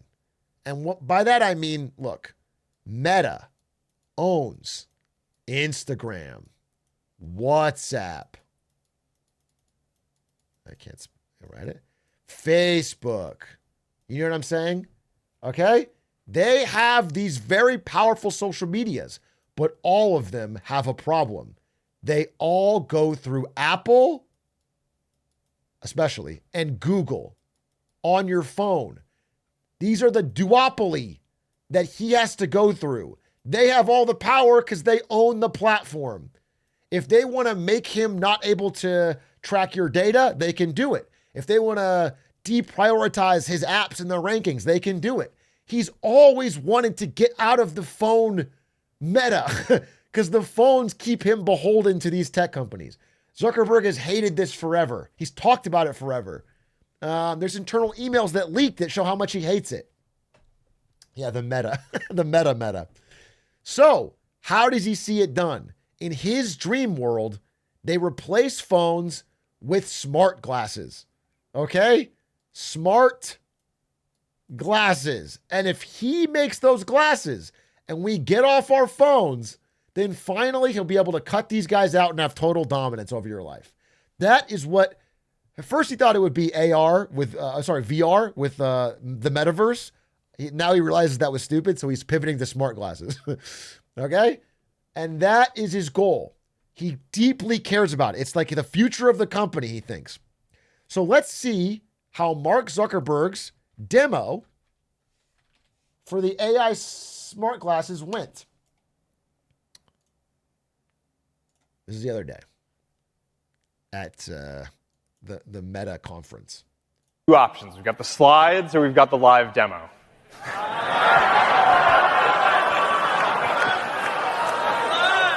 Let's do it live. All right.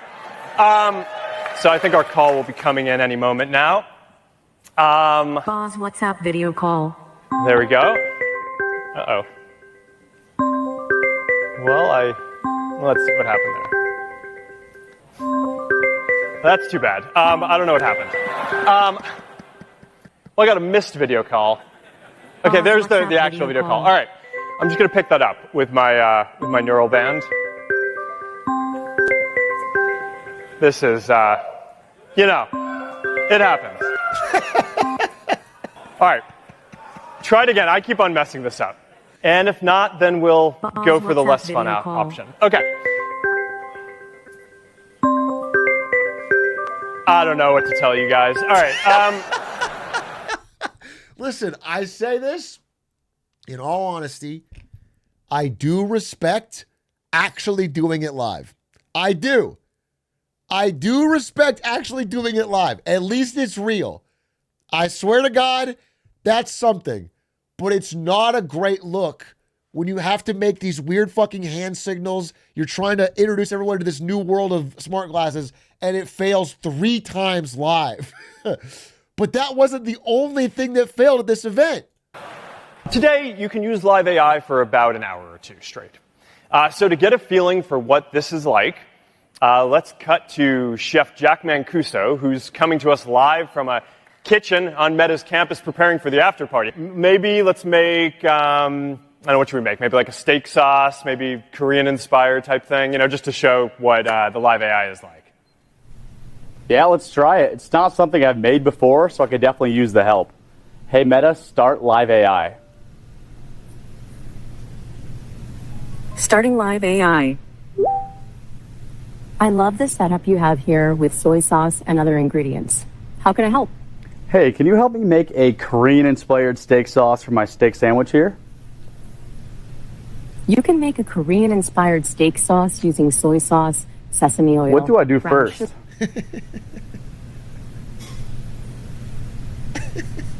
What do I do first? You've already combined the base ingredients, so now grate a pear to add to the sauce. What do I do first? You've already combined the base ingredients, so now grate the pear and gently combine it with the base sauce. All right, I think the Wi-Fi might be messed up. Sorry, back to you, Mark. The Wi-Fi! Telling a room full of techies that it was the Wi-Fi's problem? It's all good. You know what? It's all good. The Wi-Fi might be messed up. So, listen, I have a more nuanced view on this. I appreciate they did it live and didn't fake it. This is why most companies fake it, by the way. In case you're wondering.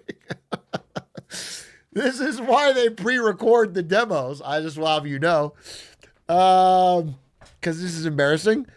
But it clearly seems like Zuckerberg's future is a little far off, right? You know, a lot of money has been poured into this. Not only to the AI hires, but the smart glasses team, the Ray-Ban partnerships. Meta now has a senior VP of fashion partnerships. And there's like, what is the progress being made? It seems, by the way, these glasses cost $799. They have a battery life that's drained in like 2.5 hours. Like it's not, it's all, again, seeming to me like it's not there. Like all the money being spent is, I'm sure it'll pay off eventually, but we're so not there. We're just not close. And that's before you get into the privacy concerns. Listen, they say in the speech for this, I don't have the clip in front of me, but they have this, they say that this will help people who, they find it very annoying when you're talking to someone, they're distracted with their phone. But the idea that I'm talking to someone and now I don't know that they're not paying attention to me because they're watching Subway Surfers in their glasses is even worse.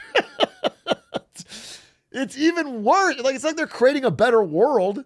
Like they were pitching it as like, oh, this is going to make sure people aren't distracted with their phones. But now they're just distracted. You can't even tell. Yeah. And that's before you get to the, listen, I've tried the Meta smart glasses. The camera's pretty cool. And when you buy them stock from the store, they light up and tell people when you're recording. So there's no secret. I found out recently that most people are jailbreaking their Meta to hide the light. And the new versions might not even have a light at all. So it's like fucking weird. It's like, that's not a world you want to live in where everyone's surreptitiously recording you from their glasses you can't even see. Yeah, I don't know. But at least, at the very least, I can say this, and I think we can all agree on this. If there's any person we want in charge of this future to make the best possible choices for the good of humanity, it's this guy. It's Mark Zuckerberg, bro. He's the man. I can trust him.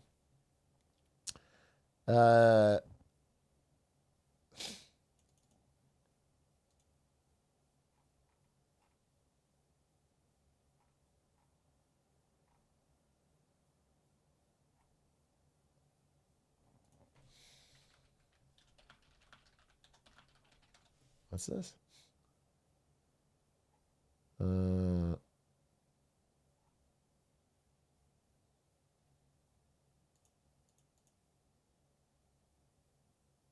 don't see it. I think we are there. He's just not the guy or company to do it. ChatGPT processes video and picture good enough to do these tasks on stage.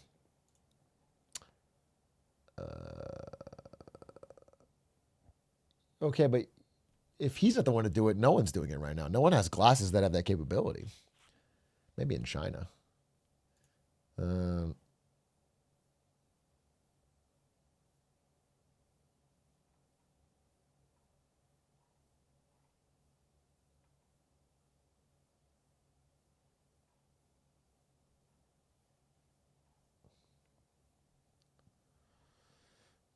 We need the rabbit AI pen to show the usefulness. Yeah, remember that? Remember the rabbit AI pen? That thing was beast. Listen, I'm not saying nothing will ever happen with this tech. I'm not a... I'm more skeptical on its near term. And I mean that in like terms of years. Near term financial potential to justify the absurd spend on not only the talent, but the data center build out.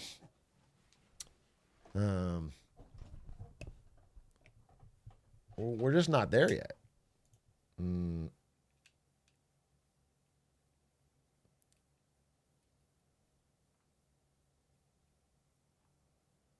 again, $800 glasses that can record people and play Subway Surfers in the glasses is not. I don't know. I don't think. By the way, like at the end of the day, I mean, people have a phone. People have a phone. They can use the phone. I'm skeptical of Zuckerberg's ability to cut out the middleman here.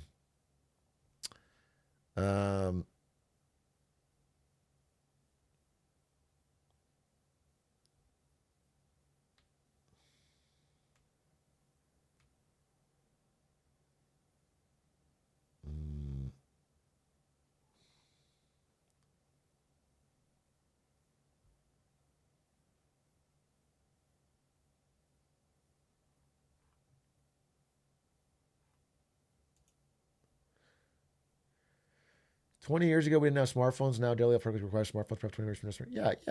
That's nobody can tell you what the world is going to be like in 20 years. Anyone who says they can, outside of like very, very broad stroke shit, is lying. The world is so drastically different than 2005. Drastically. People of 2005 would not understand the world we are in. Now it's way different, bro.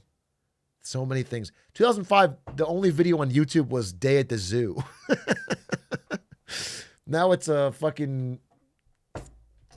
the biggest entertainment part of the industry. It's bigger than Netflix, which also wasn't a thing. Outside of a DVD rental company. 20 years is a long fucking time. Nobody had phones. Smartphones, I mean. Nobody had smartphones. And now they're everywhere.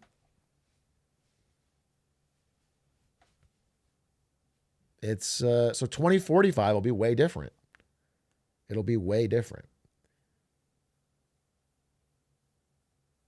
2005 is crazy. When was Iraq War? It already happened. I mean, it was going on.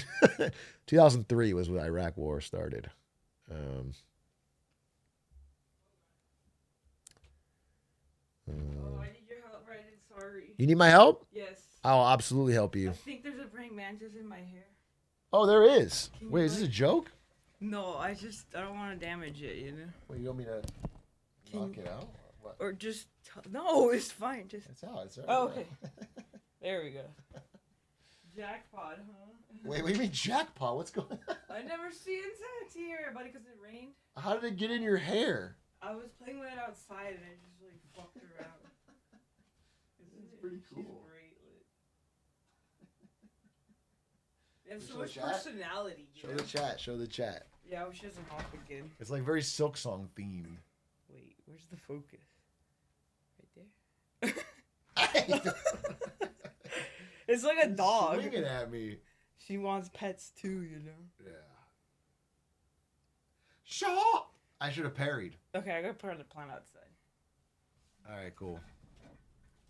I'll be right back. Kung Fu Panda Aw. I was ready to kill it, Silk Song style. I was gonna swing a nail at it. It's funny that she didn't want me to kill it. She wanted me to pet it and play with it. I thought she was like, "Get it out of my hair." I'm freaking out, and she's like, "Get it out of my hair. I want you to." That's funny. Where are the other two Mantis Lords? That's the real question. In the walls, perhaps?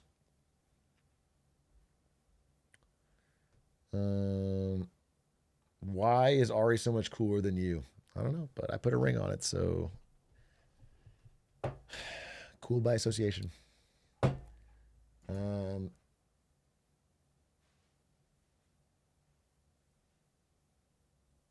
my desk is bouncing the...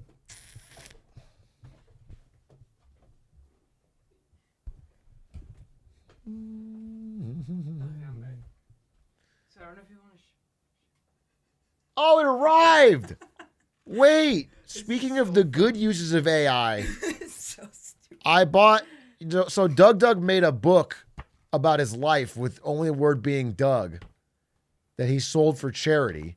And because it sold so well, all the bots started making AI-generated copies to sell on Amazon to try and steal some of his sales. So obviously I bought one. I had to know. Doug last first name spelled wrong. Scott Reedon, Biography 2025. Doug Lass. Inside the Wild Ride of Doug, a Doug story. From Twitch Shenanigans to Gaming Legend by Victor Hayes. Now, his actual book, every word is Doug. This book has real text in it. This is crazy. Let's see if we can get a page here. Introduction. Joysticks, Algorithms, and Otters. The foundation of Doug's empire. On January 18th, 1991, in Sacramento, California, a child entered the world who would one day change the map of online entertainment. Doug was never destined for the ordinary. Mischief and curiosity were written into his DNA. This is a high-voltage chronicle of a man who turned chaos into comedy. Let me go to a random page in the middle. Okay. This is so bad. This is just ChatGPT. It's not even long, dude. The whole thing's like 100 pages, but there's massive fucking blank spaces and massive buffers on the side. There's probably like 20 pages of words here, maybe.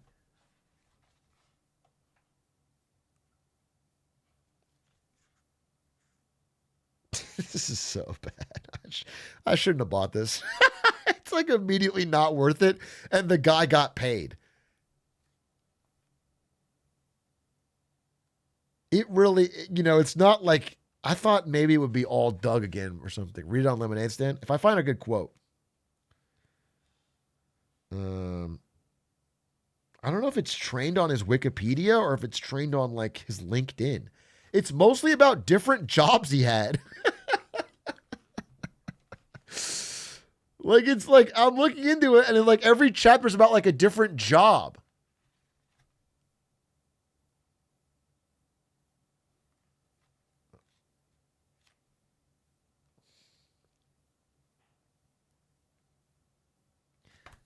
Let Gavin, I'm going to read it to Gavin. Yeah, I'm going to give it to Gavin as a gift. I'm going to give it to Gavin as a gift, bro. What's the book called? It's called Inside the Wild Ride of Doug, a Doug story. Okay? From Twitch Shenanigans to Gaming Legend. And it has a fucking ChatGPT created photo of his face. It's really powerful. It's really powerful stuff. Doug's a bit shy about it, but he wrote a book if you want to take a look. Yeah, my co-host Doug wrote a book. He'd really love it if you actually read it cover to cover, Gavin. It would mean a lot to young men in America. I think they would give you your votes if you...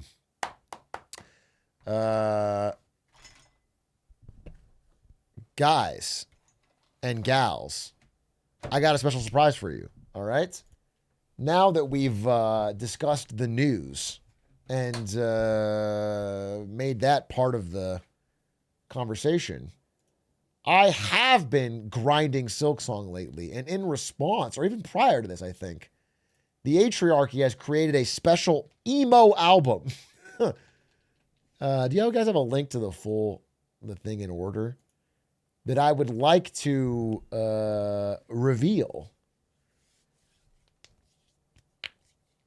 An emo album, which I believe starts with... Does someone have a link that I could... have to the order. There it is. Okay. That starts with an emo Dora the Explorer. Hola! I'm Soy Emo Dora. Today, we're listening to Later Mr. Ewing 3. But first, Atrioc needs to move his camera. Can we find where the camera's supposed to go? I think so. Does it go here? Yes. No, that covers the logo, silly. Does it go here? Yes. No, that covers the art's focal point. Oh, of course. Does it go here? That has to be the right one. No! Where do you think the lyrics are gonna be, pendejo? Does it go here? That's right! There's the right corner. Let's wait while Atrioc moves his camera. Don't call me fucking pendejo, Dora. Great job! Now we can listen to the album. Wait! Who are we supposed to ask for help when we don't know how to react? Me! That's right! The chat! No. If there's reacting in the stream, look over here. Pocky's me, I'm the chat. I'm the chat, I'm the chat. Where messages are sent because I make all your content. I'm the chat. I'm the chat, I'm the chat, I'm the chat, I'm the chat, I'm the chat, I'm the chat, I'm the chat, I'm the chat, I'm the chat, I'm the chat, I'm the chat. It's even more annoying than regular chat. In order to start the It's album, even more we annoying. need everyone to shout Glizzy no gobbling. No.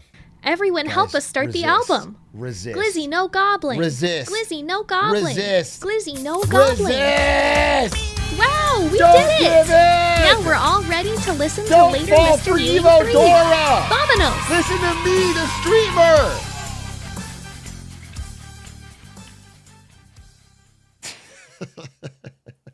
Hey guys, this is Beautiful Panda. I just wanted to give a little thank you Nice for 2 years of the Atriarchy, and a big thank you to Atrioc for all the support over the last couple of years and always listening to everything we put out.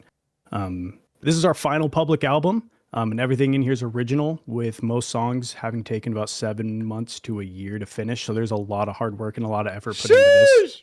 So with that said, please enjoy Later Mr. Ewing 3. Well, I think they have one more Terminal Brain Rot coming, but yes. She was the redhead that left me empty. She was the redhead that left me empty. Who? To be clear, my wife is not a redhead. So, I don't know who we're talking about. Where do I go? Where do I go when I'm hungry? If this works for Wendy's, it will be rolled out fucking Why am I everywhere.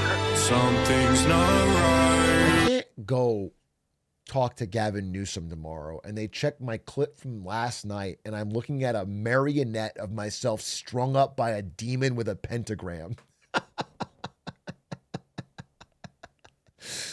Next to a hitman. This is not a good... Something's not right out when Can I play these songs, you think? Cause there's fingers in my chili. Employees are acting silly. Can I buy your food? Not really, cause of shrinkflation. Well, Wendy's. Shrinkflation. And these prices keep on rising while the wait times are surprising.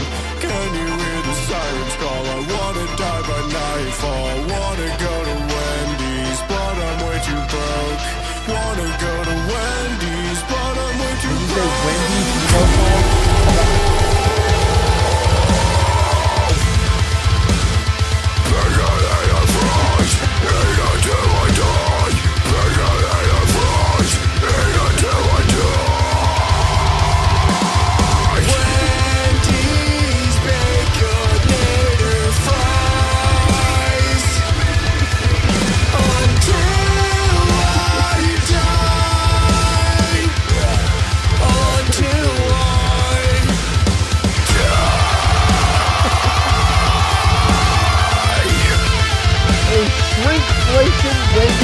tempo song.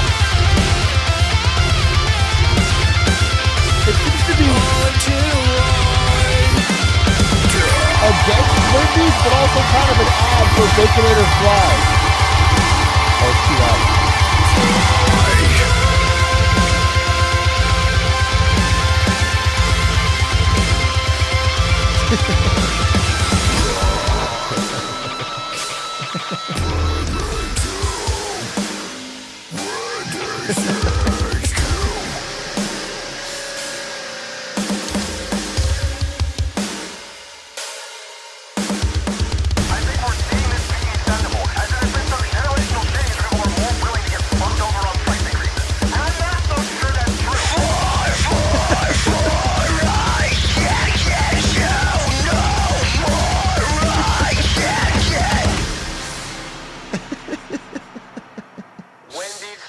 Chicken sandwich for $30 to a single mother running late to pick up her That'd be kids. kind of badass. I made a good call on that one. 26 and spent. 26 and spent. This is about fucking. I put all of my money on red. I'm off at college high. If this is a song about how half my chat is like 22 to 26 and thinks it's over, that they're already in the grave, then it'll be a good song. We need a song like this. For the first time, 26 and spent. I'd kill to be 19 again. See the world before my eyes for the first time. We call it on. They do? Cause we can't handle what we become. Put the wool over our eyes for the last time. 21 and drunk off the comfort of student life and regret. What regrets? No direction on what to take. You're 21. Get out of bed. Can't get out, can't get out, can't get out. 21 and drunk. 21 and drunk. Thoughts of my future corrode in my head. Maybe play League of Legends. The world explodes. I'd rather wake up dead. We call it on. Play League of Legends. You can push that stuff down.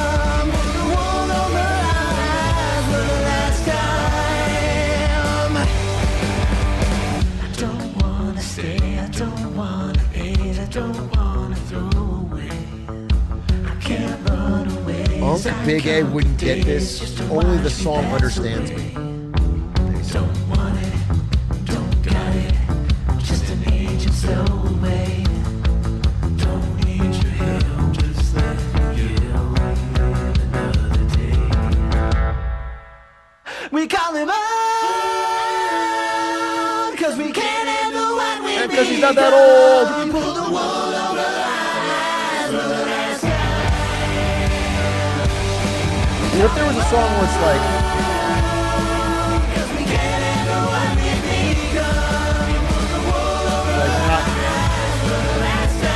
okay, Shark's not that old. We think we're old, but really he's actually young too. That could be like a fun angle for it, you know?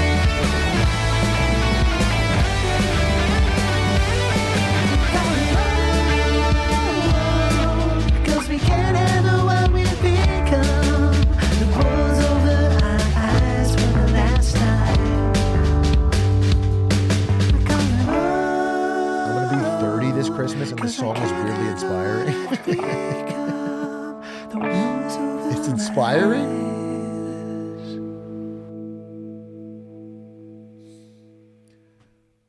PogChamp! One more time. Seems like Brandon brought up the content bot. Just keep saying Glizzy over and over again. Don't do that. Yeah, Glizzy, Glizzy, Glizzy. Yeah. Fuck my chungus life, Glizzy, Glizzy. Coffee cow, cocaine, yep, go. Yeah. You guys do it. We just We just pause. It's not me that does this. It is the chat that does it. The idea that I'm the one like you guys are like, we don't even want to do this Glizzy thing. I'm not pushing it. Okay? Find a new bit, Atra. It's not my bit.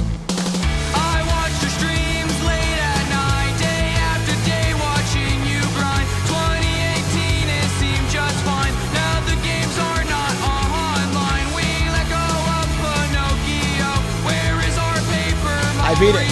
I just want to see Big A play games one more time. Wake up, I'm watching him beat it again.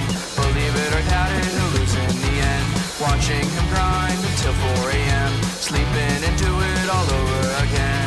I need sleep, but he's gonna beat it. Gotta watch Big A run and complete it. Every night I sleep and he beats it. Gotta stay up for all the grinding. I watch your streams late at night, day after day, watching you grind. 2018, it seemed just This fine. does remind me of. Now Reminds me. I'm sorry to pause, but this reminds me of people where I would be gaming like Hollow Knight Pantheon runs, and it'd be late at night, and some guy was like, "You have to beat it. It's 3 a.m. where I am. Look, beat it. I need to go to bed." And it's like, bro, do you think I'm not trying? Do you think I'm just like faking it? I also want to go to bed, bro. I also would like to beat it. I want to go to bed. Stop pretending like your fucking sleep schedule is the key thing stopping me from doing it. Oh, I didn't know you were tired.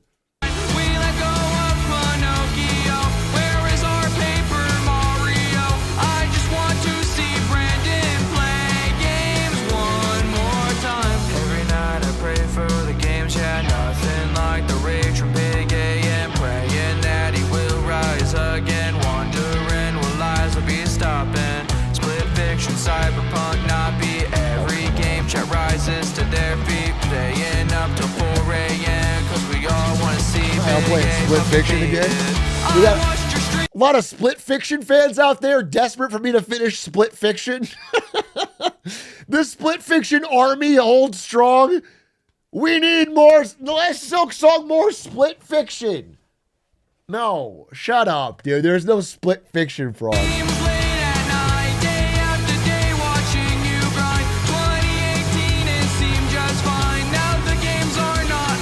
I will play this song while I play Silk Song. Wait, who here is an Acecraft fan? Who here wants to see more Acecraft with me and Ludwig? I know we got a lot of Acecraft heads in the chat, and you guys want to see more Acecraft. Use code Atrioc when you download it. Yeah, I think we should do another round of Acecraft. Let's see if I can let them know. Let me send them this clip. I just want to see Brandon play games one more time. It doesn't have to be fancy, could just be playing TFT. We just want to see Brandon go back to Paris. Please bring back our glamour. Listen to He's saying this in the song, but I want to be so clear. Gaming Frogs, who said, I don't care what he plays, I just want to see a game, when Age of Empires 2 showed up. Just want to be so clear that was the game that made them eat their words, okay? Almost any other game made me work, but Age of Empires was like, oh, well, nah, I didn't mean like that. I meant play games, but not Age of Empires. That would be that. Quincy and our cries. We just want to see gaming one more goddamn time. I will say shout out to Eric Sinchi, who did an absolutely generationally incredible job editing the Age of Empires Bros vs. Bros. Also, everybody made this song because it is 1 out of 10 on main channel, and it's a longer video, and it's doing really well. And the responses are really great, and people like it, and Hera's really happy, and people that don't even understand the game can watch it. I thought it was a really good video. I thought he did a fucking incredible job editing it. And I'm happy because that's the type of shit I want to be able to put out there. I think it's very fun. I like it. Hey, Brandon.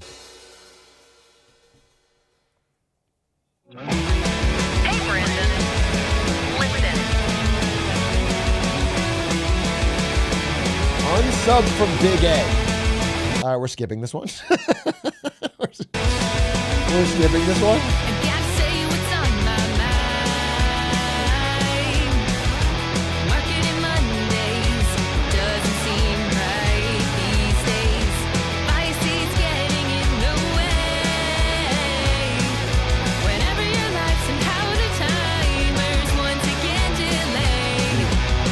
I know this was made a while ago because I don't even use the timer anymore. The timer's gone, bro. I don't even pretend. I don't even have the pretense of a timer. I just yap as long as I want, bro, before I get to it. The title was actually too much pressure to get to the subject.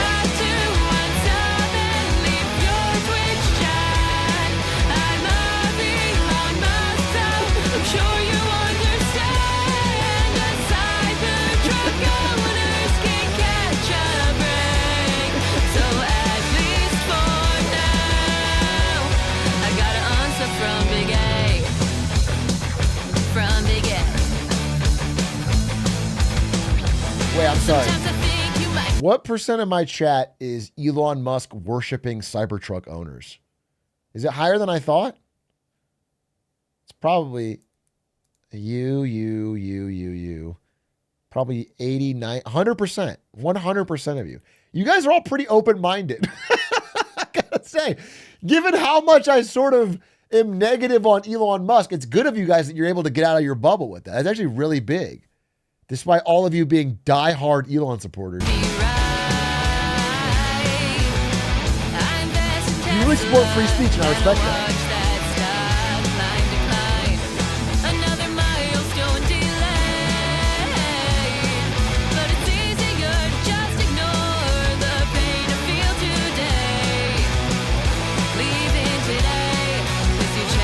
Comedy legal again.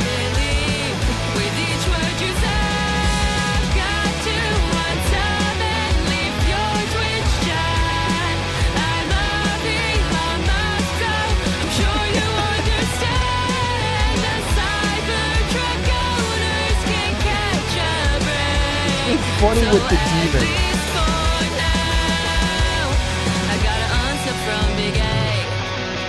What about birds? What about all the elusive targets? What about Trump? You know he's trying to crash the markets. And what about me? What if I move for you? I gotta leave, but I'll miss you. The vocals are incredible. The lyrics are horrendous, but the vocals are incredible.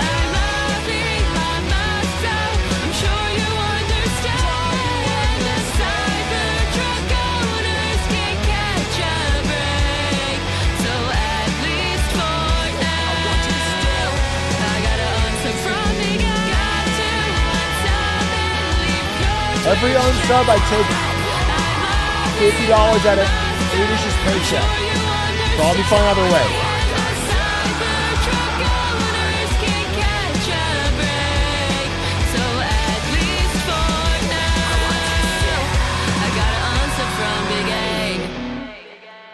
Beautiful. Bravo. Talk about balloons. What the fuck I gotta say about balloons? I thought we were meant to be, but it all turned out to be make-believe. Okay. I take back everything I said. You killed my fantasy when your heartbeat threw off my symphony. You played her melody instead. It's a banger. I can't hear the words you're saying. No way I can. It's very Paramore-esque. I've played your songs 1,000 times. Your words keep running through my head. We're lost in heaven, but the angels fall crash and burn. I've kept the record of the stories you tell. It's a banger. Time and time again. It's over now. I'm raising hell. You'll fall crash and burn.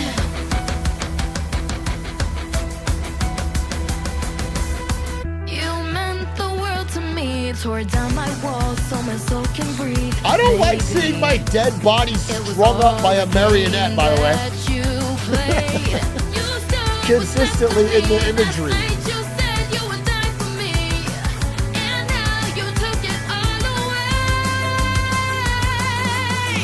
Wait, you know what this is? I get it. I get the metaphor of this album. This is 8ish. And this represents the Big A channel. And he's puppeteering me. Okay? I could play balloons. I could be playing balloons right now, but he is fucking forcing me on his marionette strings. My so-called editors have me by, I see the fucking, I'm not my own man.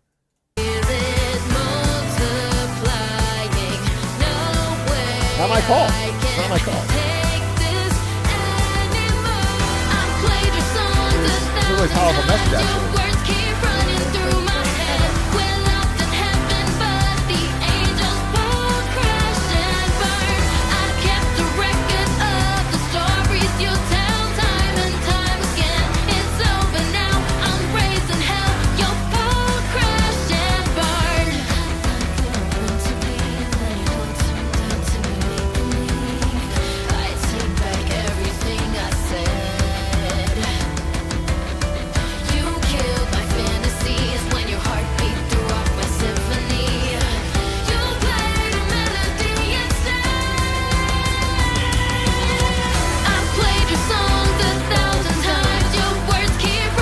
It's a banger. It's a heater.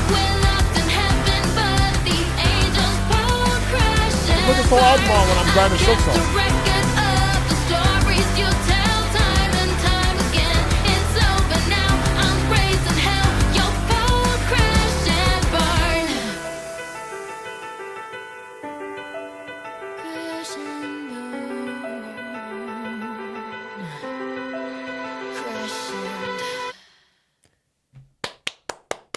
Banger! Wait, what? Patsy Miku in Clancyville? Wait, is she attacking Clancyville? This is huge! We march on Clancyville! Titan Miku.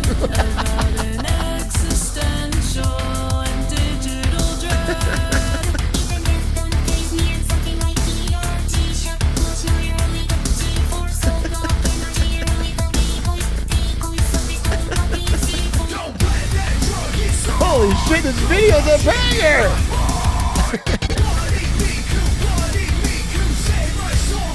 Wait, this is a banger!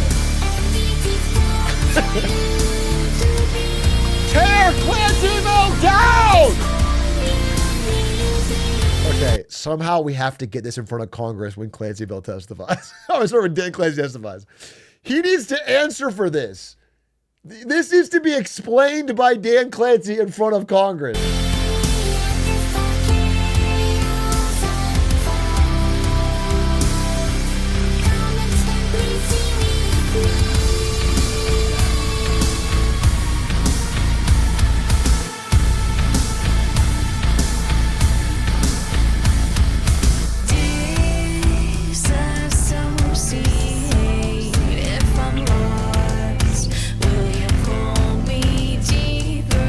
The imagery.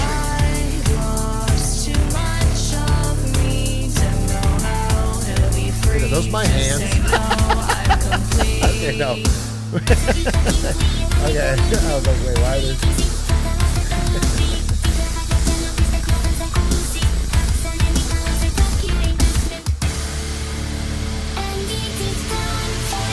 Dude, this video's crazy.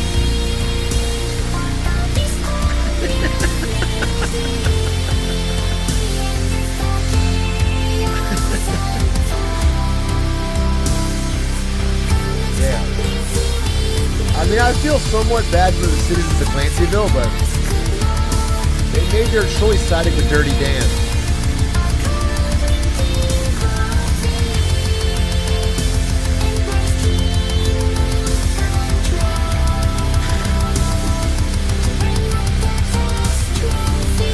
How do you explain this to somebody? How do you if someone walks in on you working on this song, how do you explain it?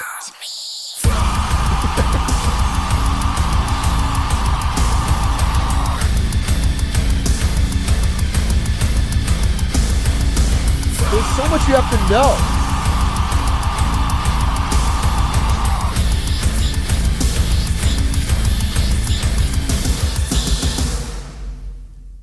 Lehman?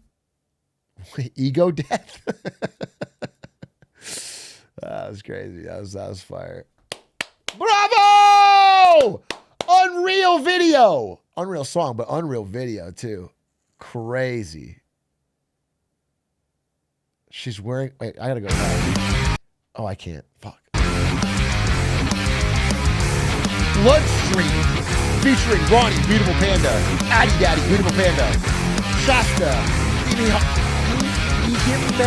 Uneasy Flame, Badger, and of course JPEG.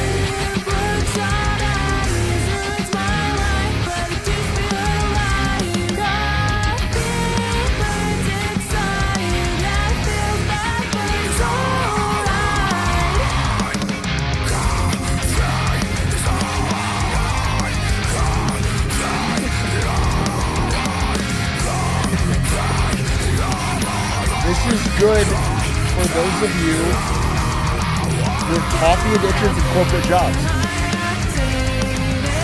Not me though.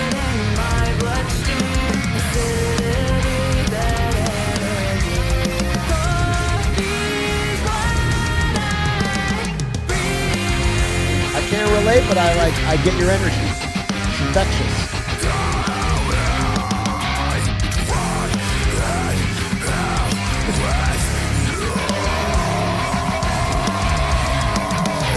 Sorry, what? The song was about coffee, now it's God help me rot in hell with you.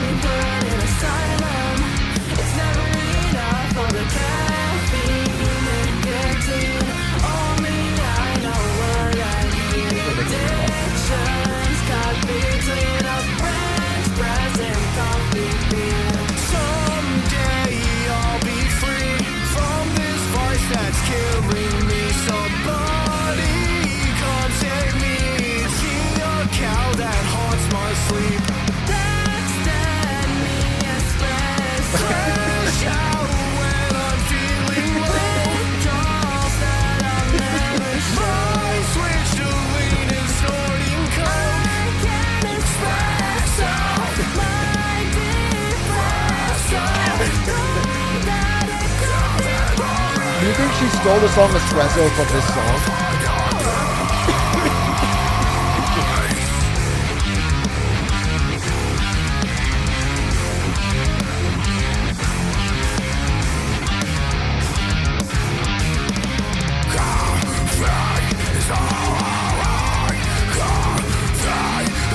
This has been writing before that song. I believe it.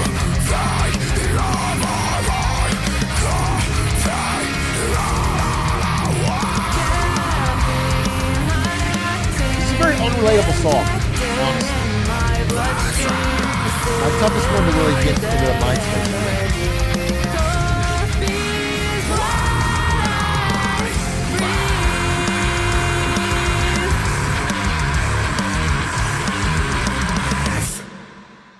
Sheesh! Tough song to understand for me, but I found it to be powerful, nonetheless. Going to Nothing. Featuring Stone Ears, Confuzzled, Addy Daddy, and of course mastered by JPEGs.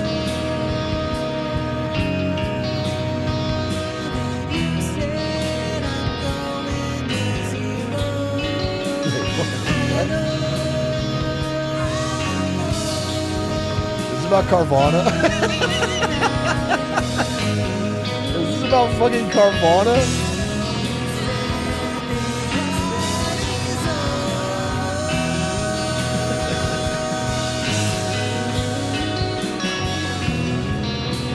Is this Carvana core?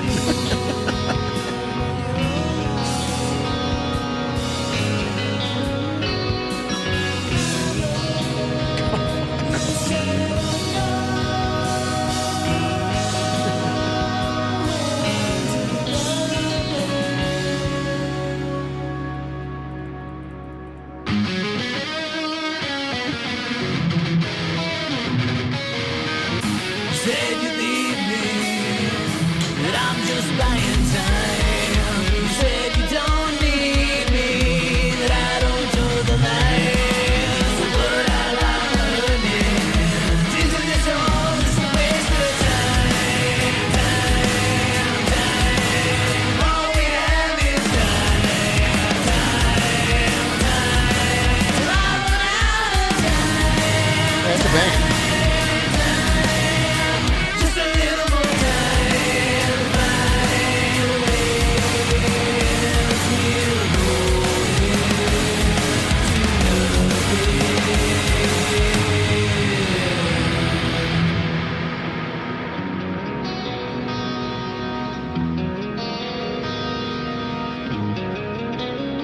Leaks about it.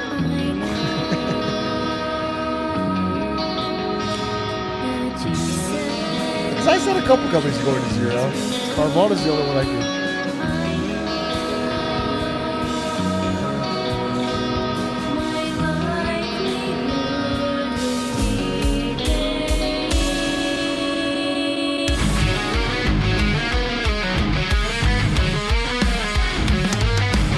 It could be better at the Beyond.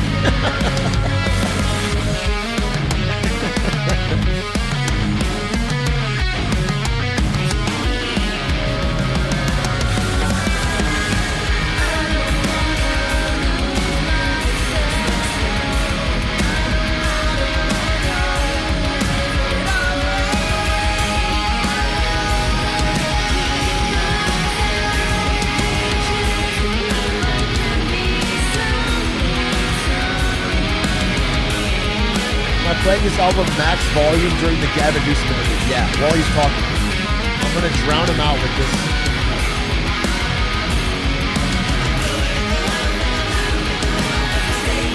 Gavin's probably in chat right now scouting out for the interview. Everybody say hi, Gavin Newsom.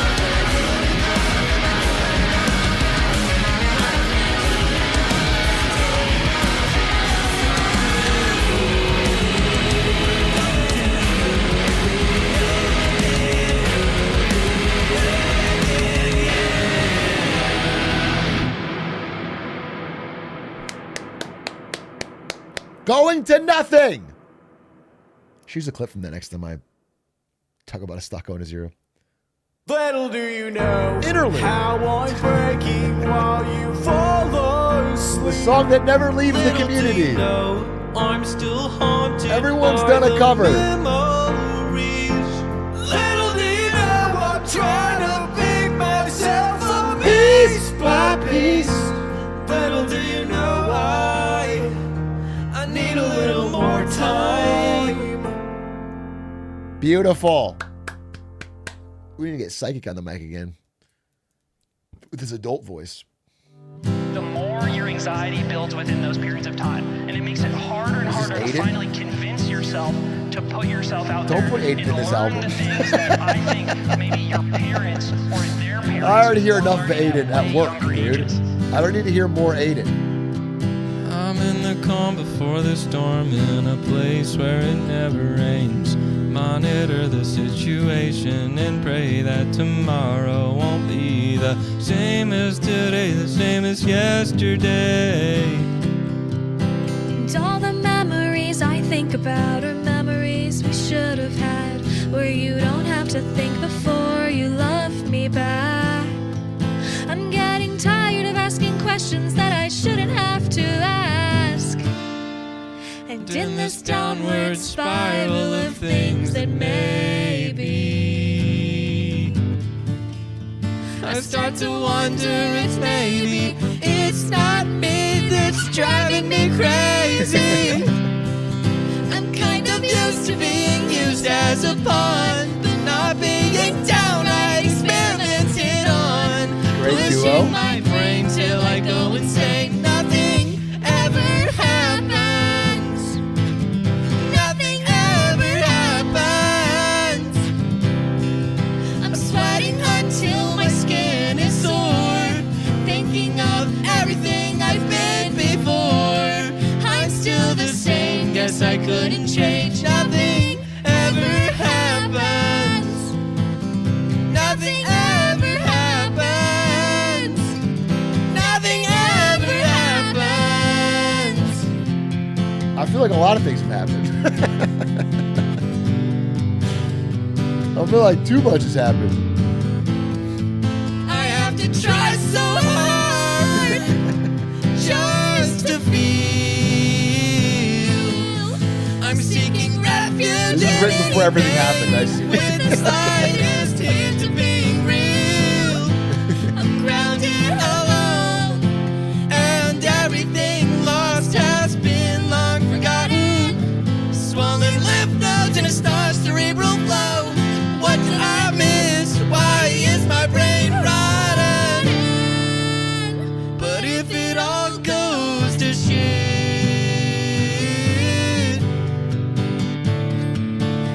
song with this time. excuse for never making the most of it. I'm kind of used to being used as a pawn, and not being downright experimented on. Pushing my brain till I go insane. Nothing ever happens. Nothing ever happens. I'm sweating until my skin is sore, thinking of everything I've been before. I'm still the same, guess I couldn't change. Nothing ever happens. Nothing ever happens.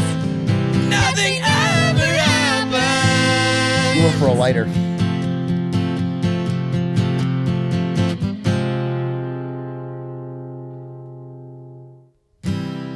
Words in my head hurt me, becoming worse when I let them out.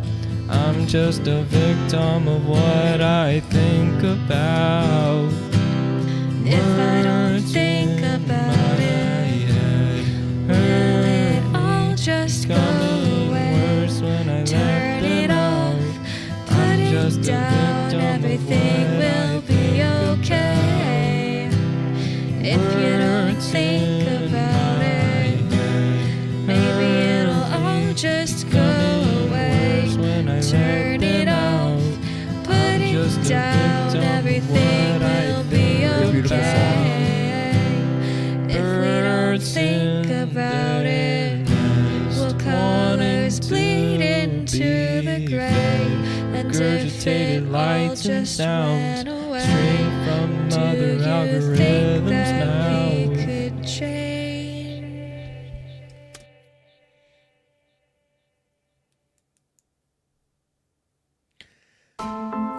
Three planes. Three planes, three towers. I'm a little worried about this one. Very worried about this one.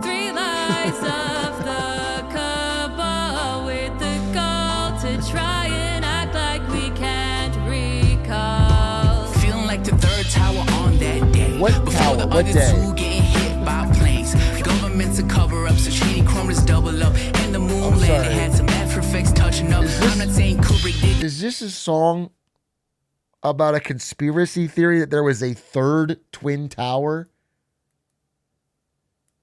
I can't be having this. And I'm not one for conspiracy about how the three fall, but only one fade to obscurity.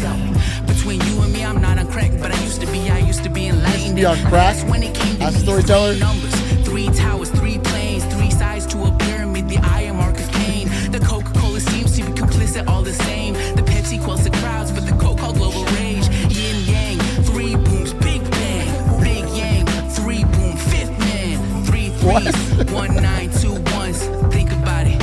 Feel like we're missing. No, I don't. I can't. No, I don't.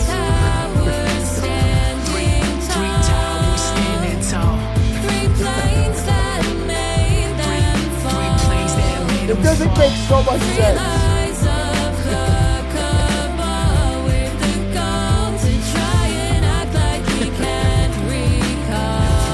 Can I get a R.I.P. Marky Mark? R.I.P. Seth MacFarlane. He's not dead. Bush gave him head at the mall. Traded Liberty Street for a Birkin bag and tossed in trash and death in Texas. Can't convince me that the earth ain't flat. Ain't no baby pigeon, now the birds are cap. I flip a bird up and hope the birds get mad. Fuck the coffee car, I know you can't bullshit us. Can't trust the white man, yeah, we all saw sinners. I'm an Indian man, so I'm good at math. 3 towers, 2 planes, it don't add up, man. Listen, I'm not wishing for a nation to be even more division. Need a clear picture so that hindsight 2020 vision. Gotta rebuild the tower that we've been missing. Put your hands up if you with the 3-plane mission. 3 towers standing high. Earth is flat. Standing high. 3 planes of Mark Wahlberg is actually secretly dead. There were 3 towers. Birds aren't real. But the movie Sinners is real. 3 planes, 2 towers, 1 nation under God. with liberty and justice for all, except the third tower. I'm from Boston, I love clam chowder. Crashed down on me like a golden shower. Early morning rain, 10 a.m. final hour. Jet fuel, steel beams, Mario, fire flower. World over, trade my source, cocaine powder. Shot at Colin Glen, Jerome, the three powers. 3 wolves, all kings, moving castles like Owl. Unlock the power cue to climb the Tower of Babel. Unlock your third eye like Dwight Eisenhower to win Scrabble. American, we stand. United, we fall. When the third tower beckons, will you answer the call? No.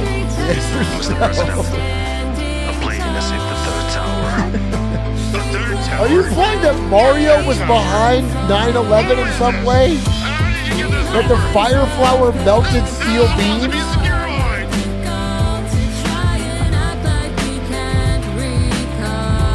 Wouldn't it at least have been Bowser? Or is that what the government wants me to think?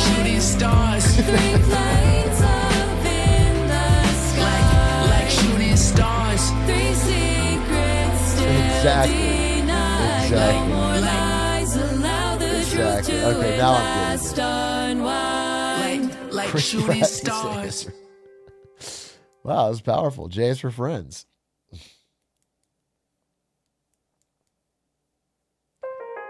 Cringy. Oh, a classic. If you haven't seen the fake anime video. I am here for you, and I'll promise to stay together when your world splits in two. Bonded by our blood, I won't give you Oh, it's like an intro. the demon you are hiding in your heart. I don't need some, you're my Nakama. Oh my god, it's like an SBK intro! Till dawn, it will still consume. If we let it bloom, I won't let the fear leave. But it's a banger! Is this who I'm meant to be? Each and each sun, I'll count to 3.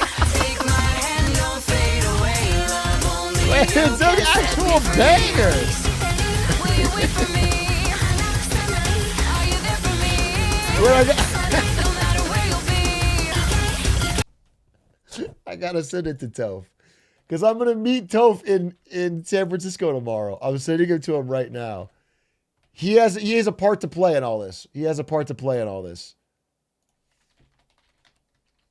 They made an actual song for it. All these years later. That's so funny.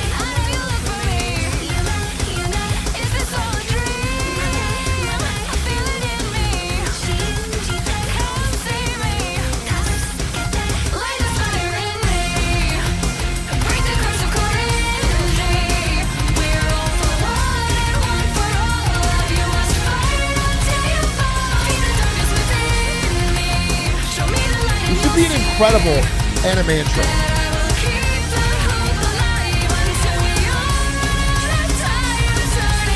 Imagine binging this show.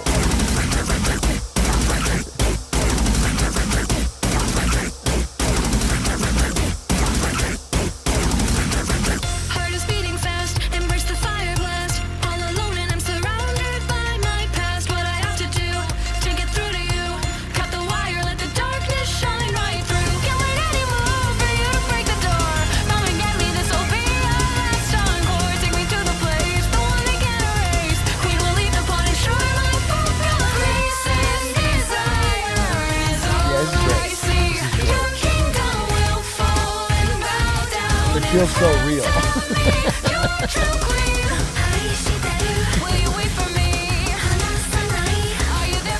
Yeah, this like you can imagine this being on Tsunami.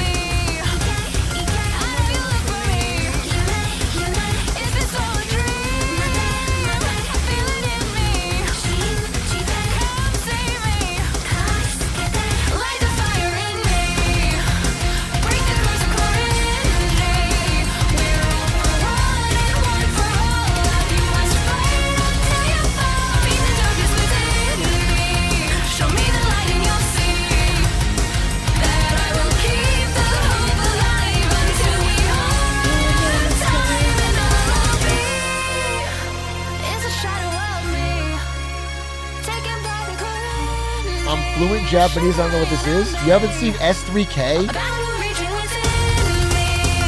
You're from Japan. You haven't seen S3K?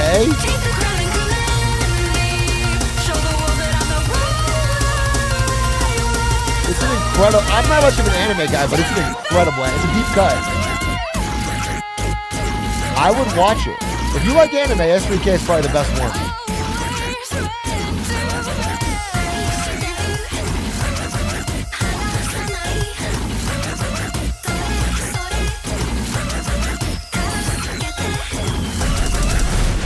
Light the fire in me.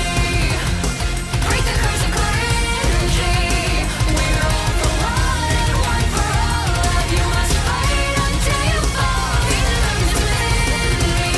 Show me the light you'll see. When you are barely still alive and we have all time will turn into. Bravo! Griever Judgmental Shasta. I'm sorry, I got cut off, but let this glizzy burn. It's a really good skit. Griever, Beautiful Panda, Badger, Confuzzled, Stone Ears, Frogman.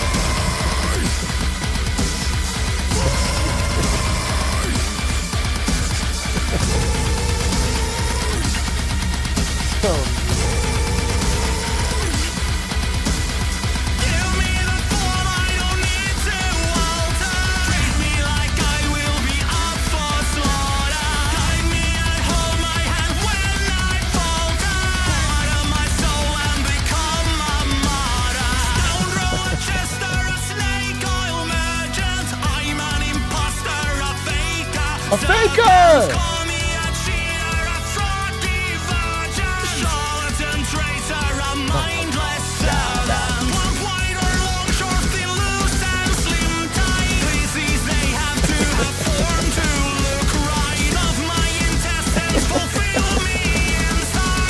What is this metaphor here? What is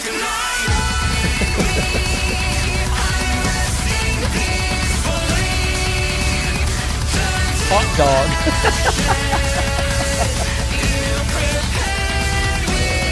It's about the life of a glizzy. That's really powerful. People have always wondered what it's like to be a glizzy.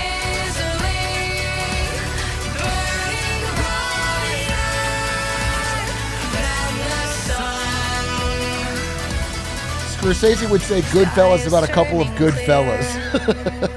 Combustion fills the air. Flames white in my grin. And thickness of my skin.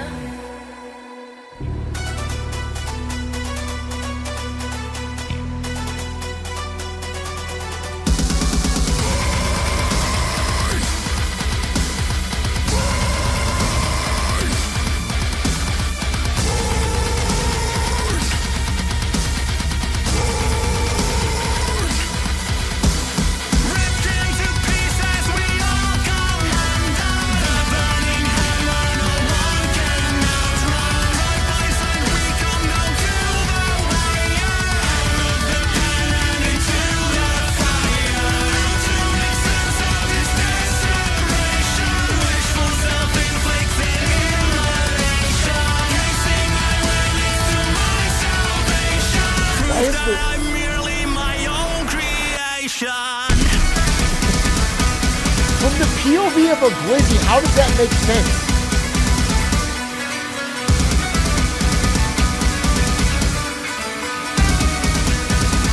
The glizzy isn't immolating itself.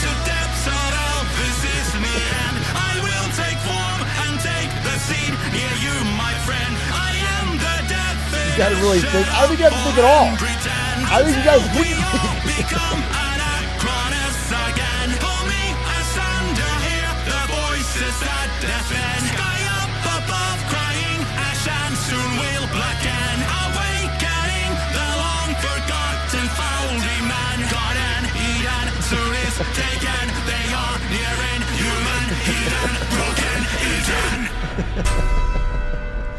Let this glizzy burn. Banger. Didn't quite understand the metaphor, but true art is like that. It's divisive. Reposterized.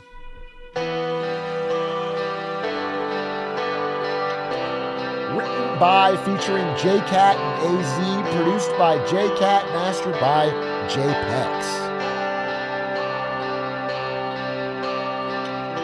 We used to go here every weekend.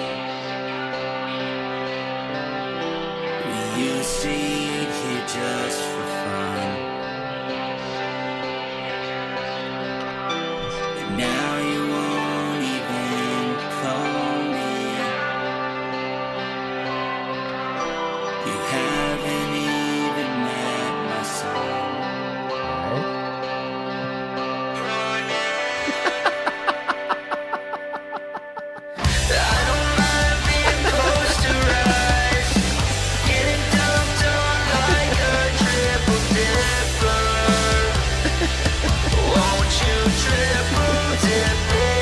Sorry, is this a sexual song from the POV of LeBron James to me?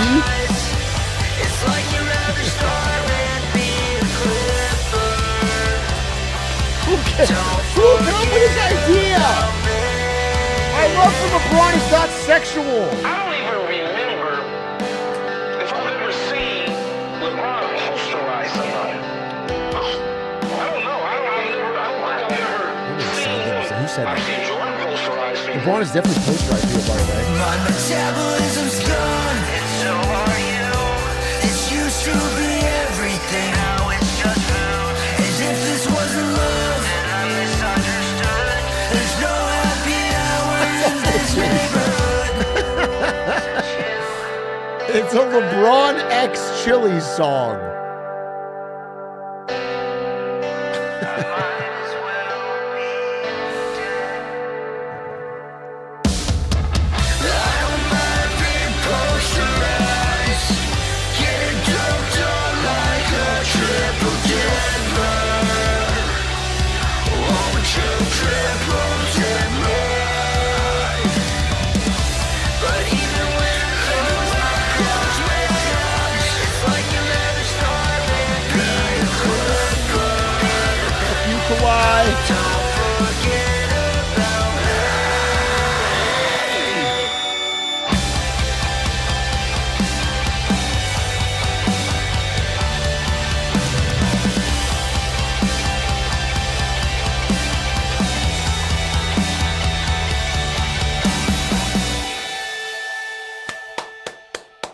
Reposterized.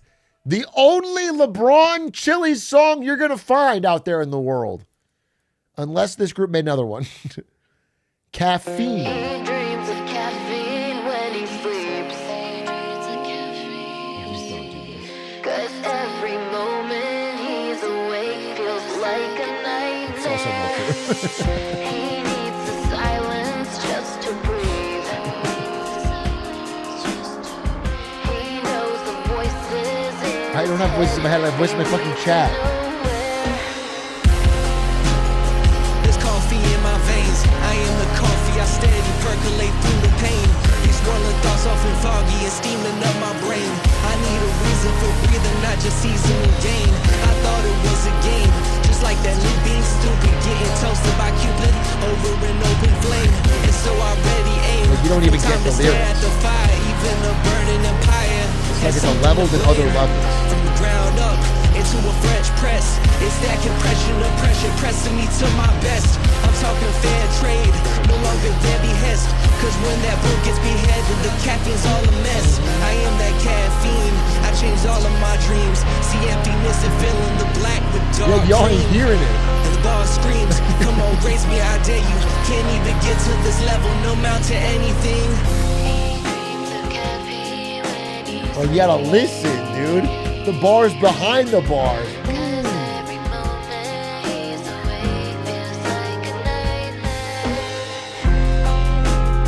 There's caffeine in my brain, therefore I am who I am, and there's nothing more to say. Nothing more to take, then what's the takeaway?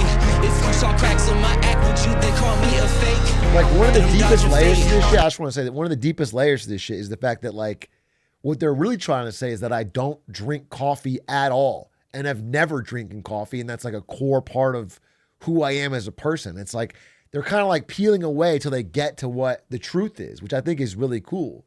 The song's almost like tempting you to say that I drink coffee, but eventually admit that it's not the case. I don't deserve the place. Like, it doesn't matter, I rock it, the stars all in my space. So you can make your case. Right, but at the end of the day, how good is cream when we all live in the Milky Way?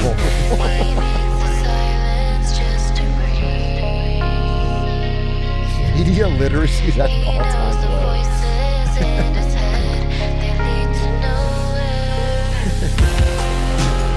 There's blood up in my veins. I am the blood of a lover, it's in my DNA. These torrent winds make it sunny and drying up my rain. Don't need a reason for breathing, just do right by my name. I treat it like a game. I am that human being lucid, getting rid of my hubris and dodging all the lanes. And so I ready aim. No time to stare at the spire. Even a burning empire has something to gain. Even a burning empire has something to gain. Getting rid of my hubris and dodging all the lanes. Even a burning empire has something to gain. He dreams of caffeine when he sleeps. Maybe the pilot. 'Cause every moment he's awake feels like a nightmare. He needs the silence just to breathe. There may be a He connection. knows the voices in his head, they lead to nowhere. Caffeined. FaceTime.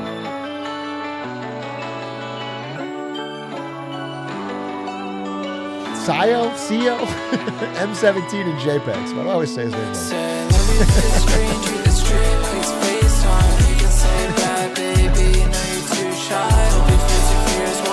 I was gonna make a joke about it, but I forgot what the actual way is again.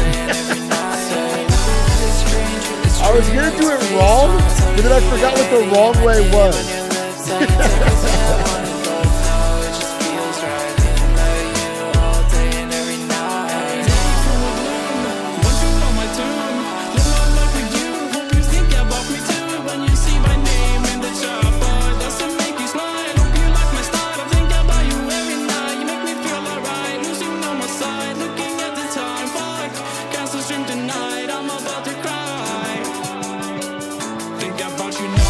People love when I cancel stream because they can win channel points that mean nothing. I can't believe everybody's pausing because they bet down.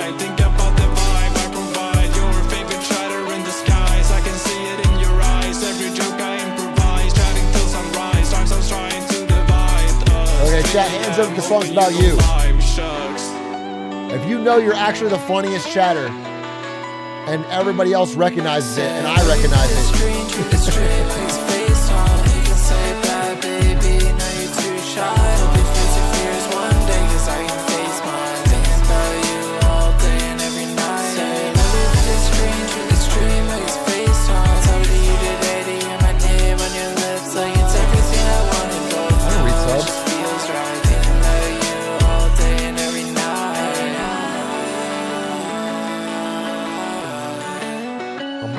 Funniest chatter? It might be. It's a tie, though.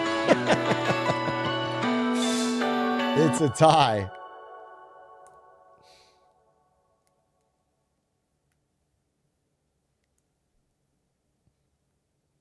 If you are an American computer company that imports parts from China and then builds the laptop, well, that's fucking expensive. Let's talk about tariffs. But if you buy the full laptop from China, there's no tariff at all. So all we've done is If you know a song about tariffs, laptop industry. I just zoned out again, and you're still yapping. Something about Elon, or was it housing or government? This is everyone that asked the question after the presentation. Why'd I give myself for this subpar content? Please stick to playing games with friends. Yeah, okay. I don't care about stocks or marketing or whatever you say. You go live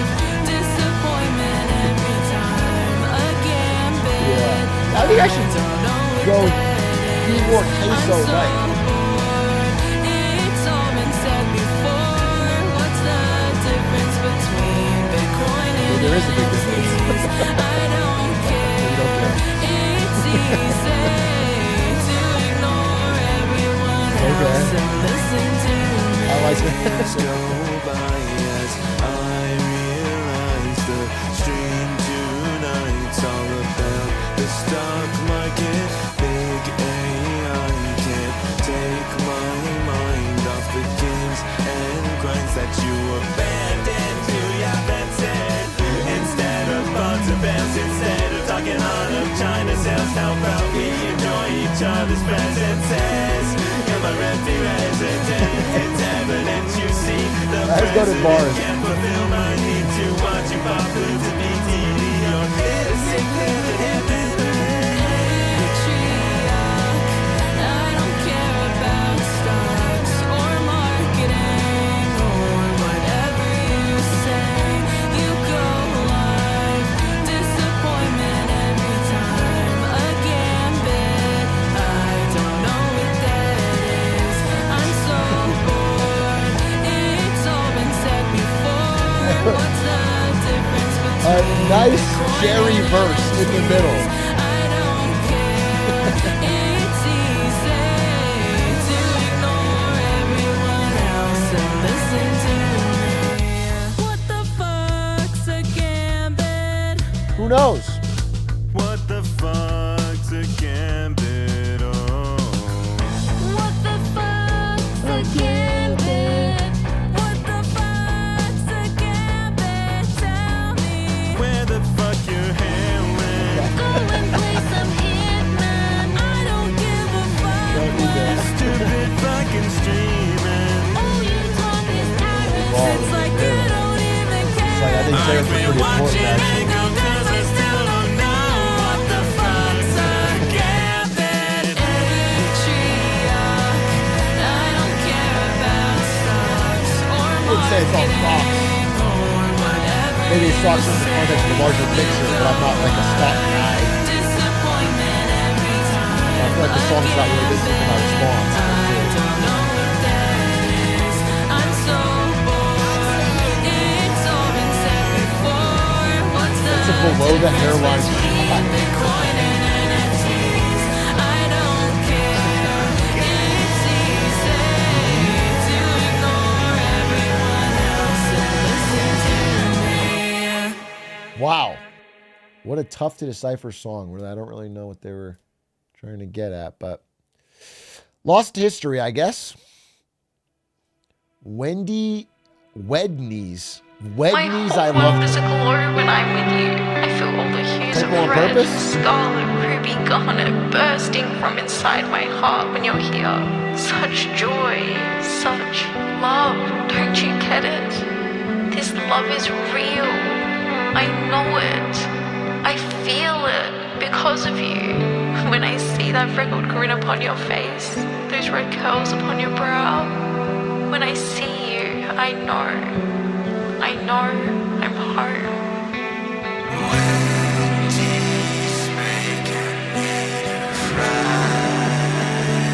I think some of the writers of this album were just hungry when working on it.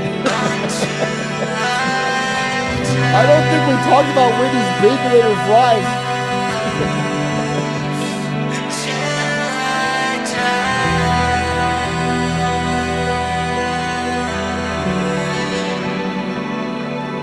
It took so long, we got hungry. I don't know how to go on without you. So please stay. I beg. I can't bear this life without you. Was this album just an elaborate Wendy's ad? It'd be crazy. They got paid by Wendy's for the table. It's viral marketing.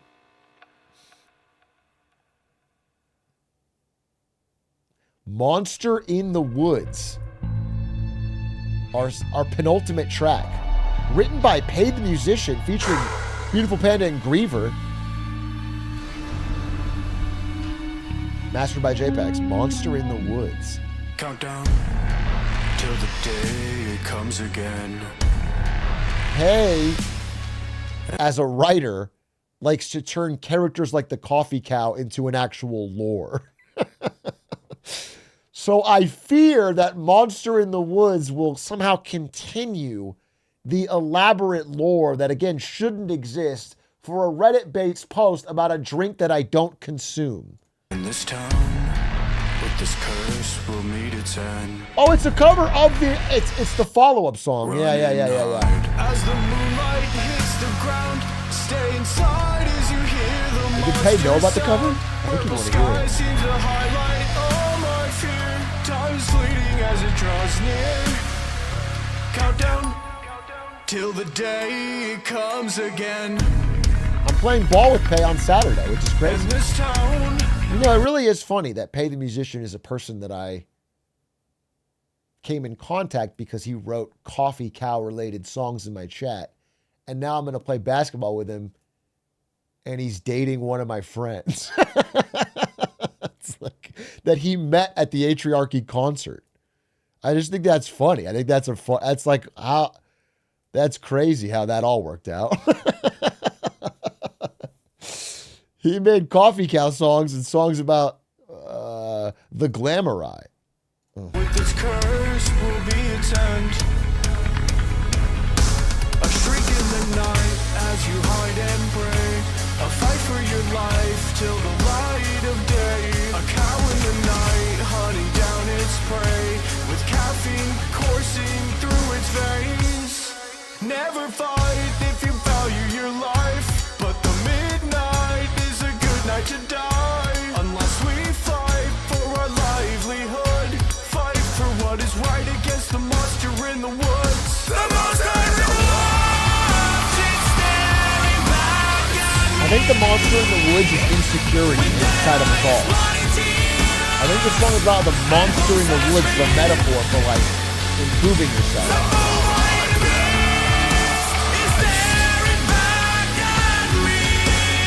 I think it's a cow.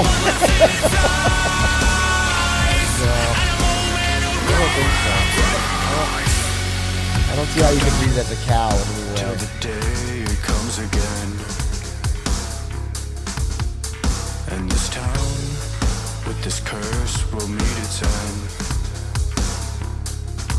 A shriek in the night as you hide and pray. A fight for your life till the light of day. A cow in the night hunting down its prey. I don't see how you can get cow from that. It's obviously a metaphor. Never fight if you value your life. But the midnight is a good night to die. Unless we fight for our livelihood. Fight for what is right against the monster in the woods. The monster in the woods is staring back at me. With dead eyes, bloody tears, and hooves that feed. The moonlight bliss is staring back at me. I raise my blade. Isn't that like George Bush and Oldman's got the Iraq War in some way? Countdown till the day this nightmare ends. And this town will grow and rise again. Hopes of this dream are worth a life. I breathe in deep and prepare to fight. Calm my nerves, take a step, and charge into the night. To go fight the cow, I get it.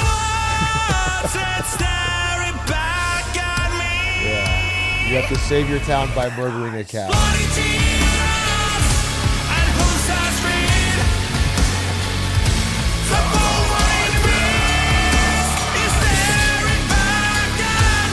Oh yeah, the demon has a cow's soul. That's art.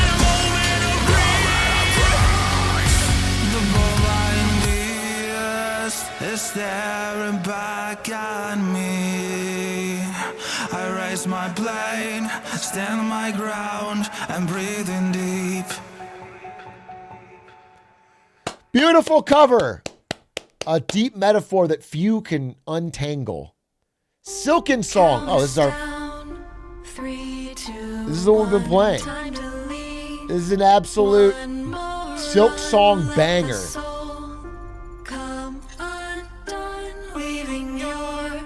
Silken Song. This is an ultimate grind song. Shasta, Badger, Griever. Mastered by JPEG.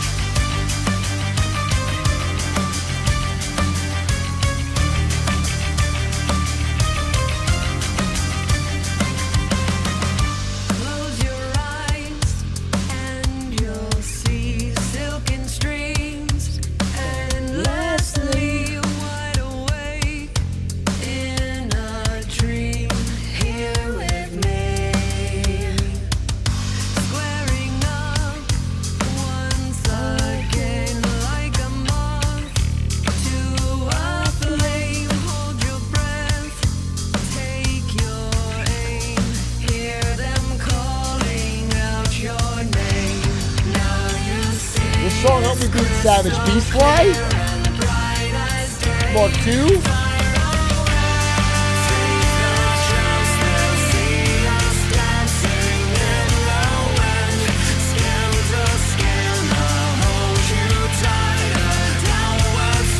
That was in my head yesterday at work. It was in my head too. The day after I did the grind and I played it 400 times, it was in my head all day the next day.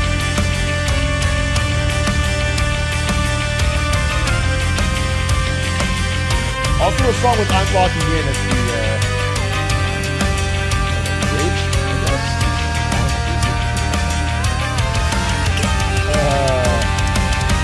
Is perfect for grinding. Full album live on YouTube, check it out.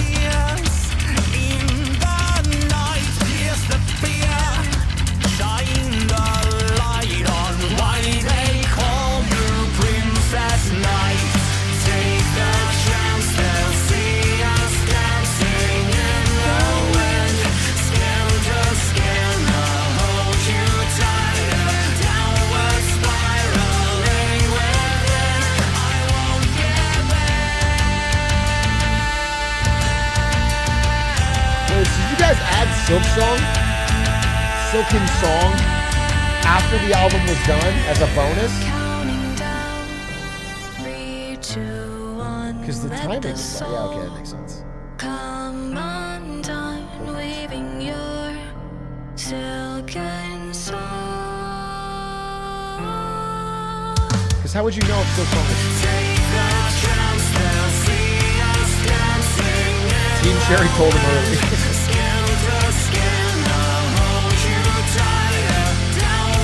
You guys do it in the movie.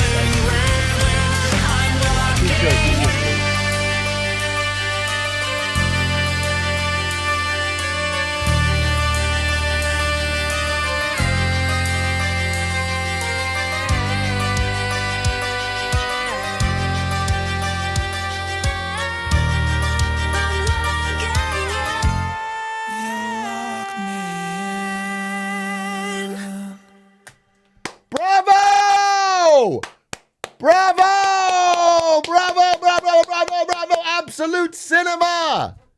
Thank you for that excellent album. Later, Mr. Ewing 3 from Atrioc Studios. A lot of heaters in there, a lot of bangers, a lot of talent. A lot of lyrics that need work. Maybe you should get me to write the songs and you guys perform them. I think you have a lot of talent in the performing aspect, but extremely fun. We're going to be playing that album while we grind Silk Song for sure. Incredible background music for that. A lot of brain scratchers. Tough to decipher some of the lyrics and their meanings. A lot of references that I didn't personally get. Shout out to the whole team behind it, of course. Everybody that worked on it, very talented people. And again, they are working on a grand finale called Terminal Brain Rot that'll be coming later this year with a live show. That I don't know if we're selling tickets yet or whatever for, but there'll be a live show in a movie theater, and I will be there, and it'll be cool. If you're interested in hanging out with this awesome community, that would be a good thing to look into. Chat, I was going to play Silk Song, but given the hour given the time, given that it's a little bit late, I'm going to end because I have to prep and get ready early for a flight to do this Gavin Newsom interview. So I appreciate you guys. Thank you for watching. I will not be live tomorrow, likely, except for maybe late. I fly back tomorrow night at like 8 or 9. So maybe I'll play a little Silk Song. I'll be addicted, but other than that, I'll be back Saturday. Wish me luck in this interview. We'll see how it goes. And I'll also get to see Toph, which will be fun.